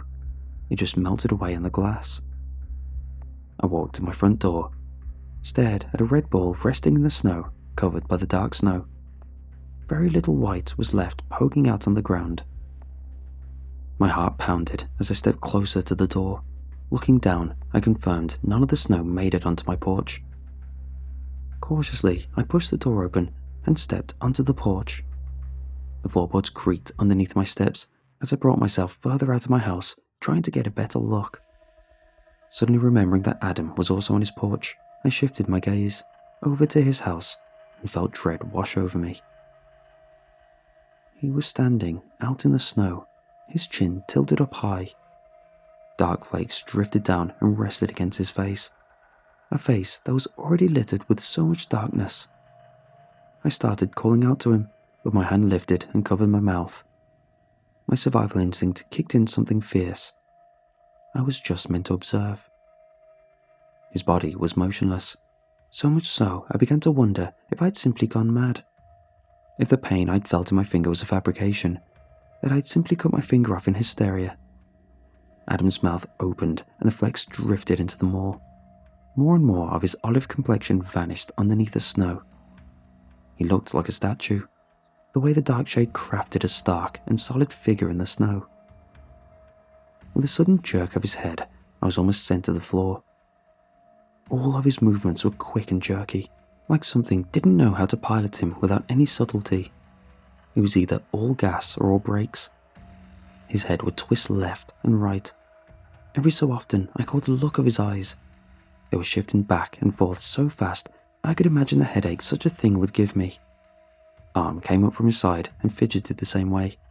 His skin was covered in ash. Nothing left of his original skin tones remained.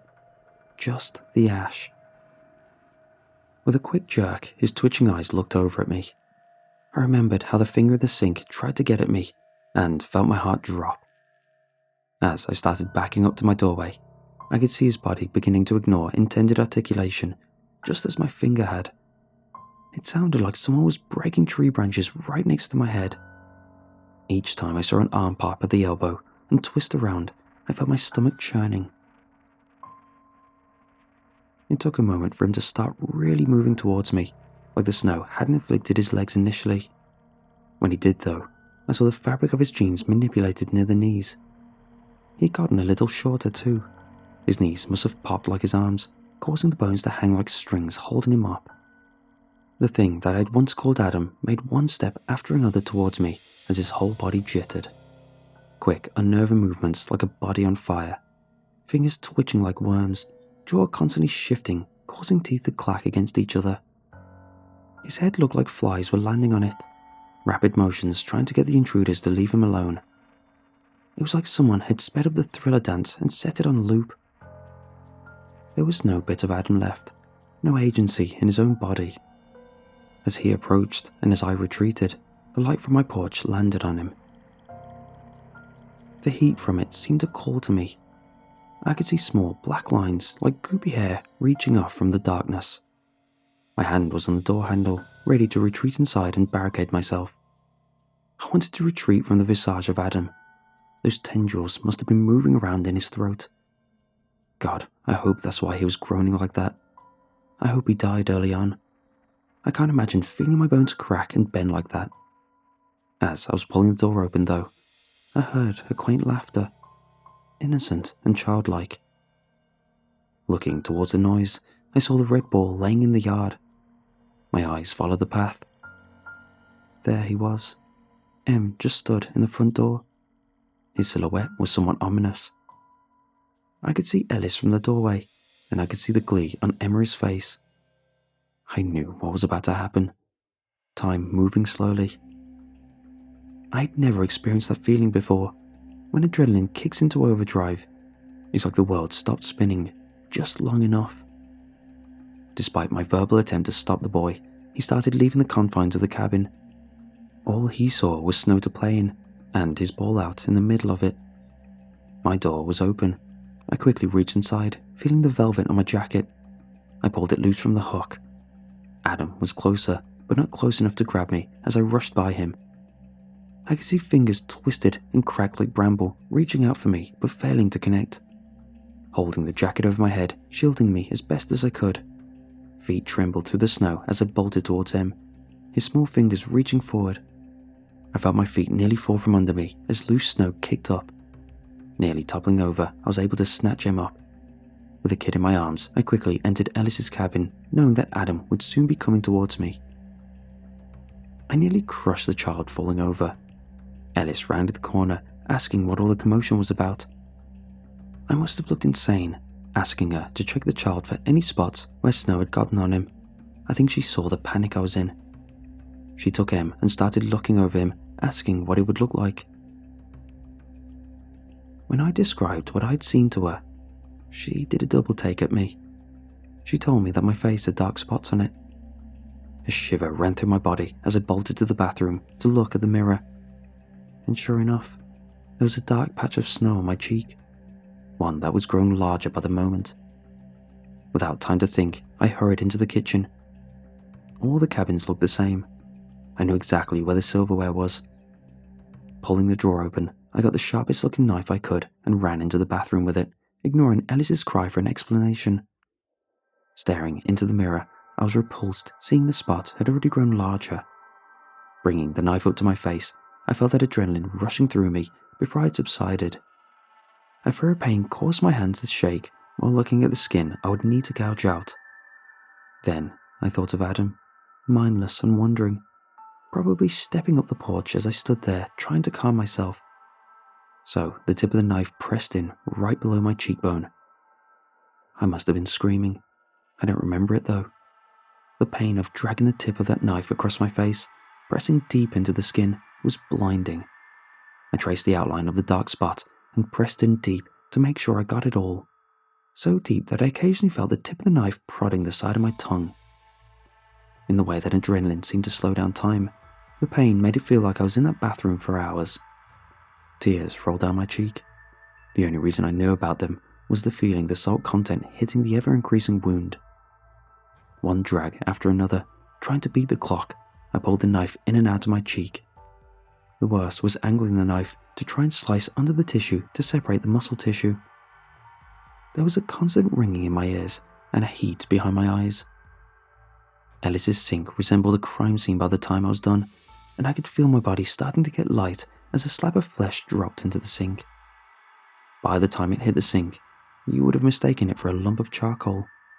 That is, until it started to slither around in the bowl. The weird oblong shape moving across the sink like a centipede, carried by hundreds of dark, short limbs. Quickly reaching for the first aid kit behind the mirror, I started retreating from the bathroom. I had figured that the things were coming towards me because of the heat I was giving off, so before exiting the bathroom, I popped the window open. I hoped it would be enough to slow the thing down to confuse it. Popping the kit open, I dropped to my knees. My body felt so heavy, and I was too weak to fight it. Fingers failed time and time again to get a good grasp of the medical supplies. My vision started to wane, and I fell forward. My face fell to the carpet where I laid, feeling tired and empty. The blood from the open wound on my face started to stain the carpet around me. I could see hues of crimson eating away at the pure white. The sounds of the front door grew louder and louder. I thought maybe I could just lay there, telling myself that I'd fought pretty hard. As my vision started to fail, the cabin looked so much like home. Moving my body with a laboured effort, I could see the cabin's front door as Adam's body slammed against it. The wood shook and seemed to send out a pulse that caused the world to wobble around. I swear I could see him leaving. I could see him walking out of the apartment of my life like it was just another day, leaving me all alone on the floor. Pushing my fingers forwards through the forest of carpet fibres, I could see Ellis walking to the front door. Weak breath couldn't reach her, telling her to get away, useless. That door was going to come down any moment. Any one of those impacts would be enough. Reaching further, my fingers landed on a bottle of rubbing alcohol. Why?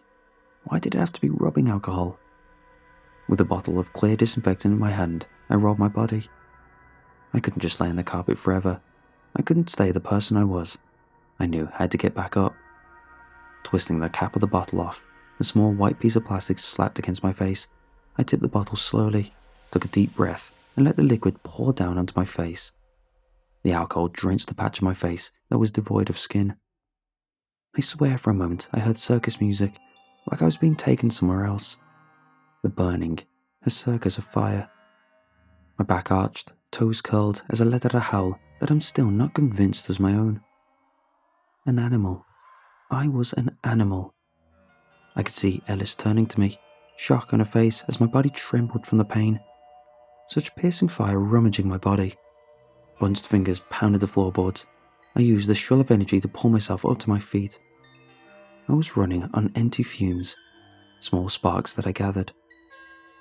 She rushed over me, my hand clutching the gauze and cotton. She quickly started dressing the wound, as I was barely able to get my arms up. I heard her voice muffled, telling Em to get me some water. All the while, the banging on the door continued. Then, the windows. I could see their faces pressed against the glass. The couple, the girl, they were all outside, banging on the windows and smashing away at the wooden cabin. If I had the mental energy to spare, I would have felt helpless. Instead, I asked Ellis if she had any more alcohol. She nodded, telling me I shouldn't be drinking it though. Shaking my head, I pointed towards the lighter on a countertop, the one next to the half-empty pack of cigarettes.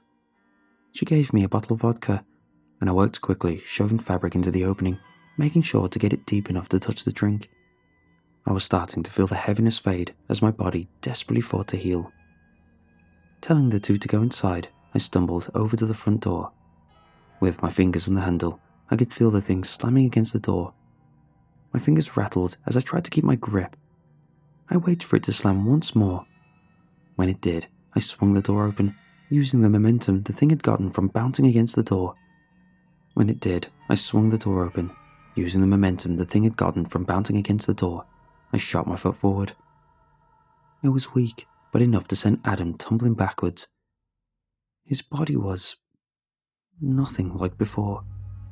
It was as if his frame was melting. His limbs were almost unrecognizable. Bones had cracked, and arms and legs no longer had structure.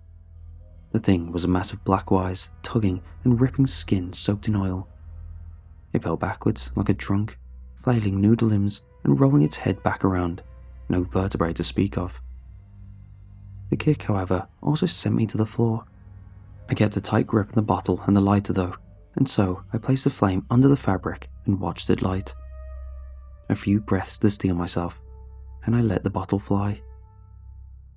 It went just far enough, smashing against the wooden porch across from me. My cabin. The fire started immediately, the alcohol overcoming the rag on impact. Using my foot quickly, I kicked the door shut and backed away. Ellis and Em ran over to me as my head got light. I laid back, imagining all my stuff in the cabin going up in flames. Ellis told me the things stopped hitting the house and were drawn to the burning cabin. It worked, but I knew eventually that the cabin was going to burn out. The thought horrified me, but I couldn't keep my eyes open any longer, and I guess I just drifted off. It was a pounding at the door that woke me. I don't know how long I was out, but I felt fear spike within me, shredding my lungs. The banging got louder and louder. I told Ellis to get me a knife, but as she started to move, the door finally gave way and swung open. I immediately saw the dark figure standing in the doorway. But it was just a person. Someone in a dark padded suit. They looked ready to try and stifle a riot. Their face hidden behind a dark mask. Not one bit of their skin exposed. He was talking on the radio, telling someone that he found 3 more. He was holding onto what I recognized as a flamethrower. The massive silver propane tank. The lit flame ready to release any more. Even more so, I could see the lights behind him. Streams of fire reaching out and torching the snow-infected creatures. 2 people rushed in behind the one reporting. They were wearing thinner armor that resembled hazmat suits as opposed to battle-ready gear. They barely talked to us, instead looking us over, presumably for dark spots. One of them took a good hard look at my wounds before applying more care than I had. Then, they escorted us out. Driving a van right up to the porch, we're able to climb inside without being exposed to the snow. I watched the town get smaller behind us as the black snow started becoming less and less prevalent the further we went. Eventually, there wasn't a trace of it left. The ride was silent, other than M's occasional questions or crying. Me and Ellis exchanged one glance as we were led in different directions. I don't know what happened to them after that. Hopefully they're safe, like me. I was questioned. They asked me what I'd seen and how I was feeling. I told them everything, that I felt like I was still alive. That's all that mattered. I don't even know much about what happened or who came to save us. They explained it was some abnormal parasite that was pulled into the clouds during evaporation. It felt like a lie though. A cute, simple answer. Any questions I had pressing the matter were stonewalled. A lot of their words amounted to, "You're lucky you're allowed to leave." I did see they had patches on them that said AECB, but I don't know anything more than that. I haven't been able to find anything online about them. That's something odd about things today. They just let me go. There are a million more bizarre stories out there. No one is just going to start believing all of them. You don't need to shut people up when they sound like they're out of their minds, I guess. But I have more clarity now than I ever have.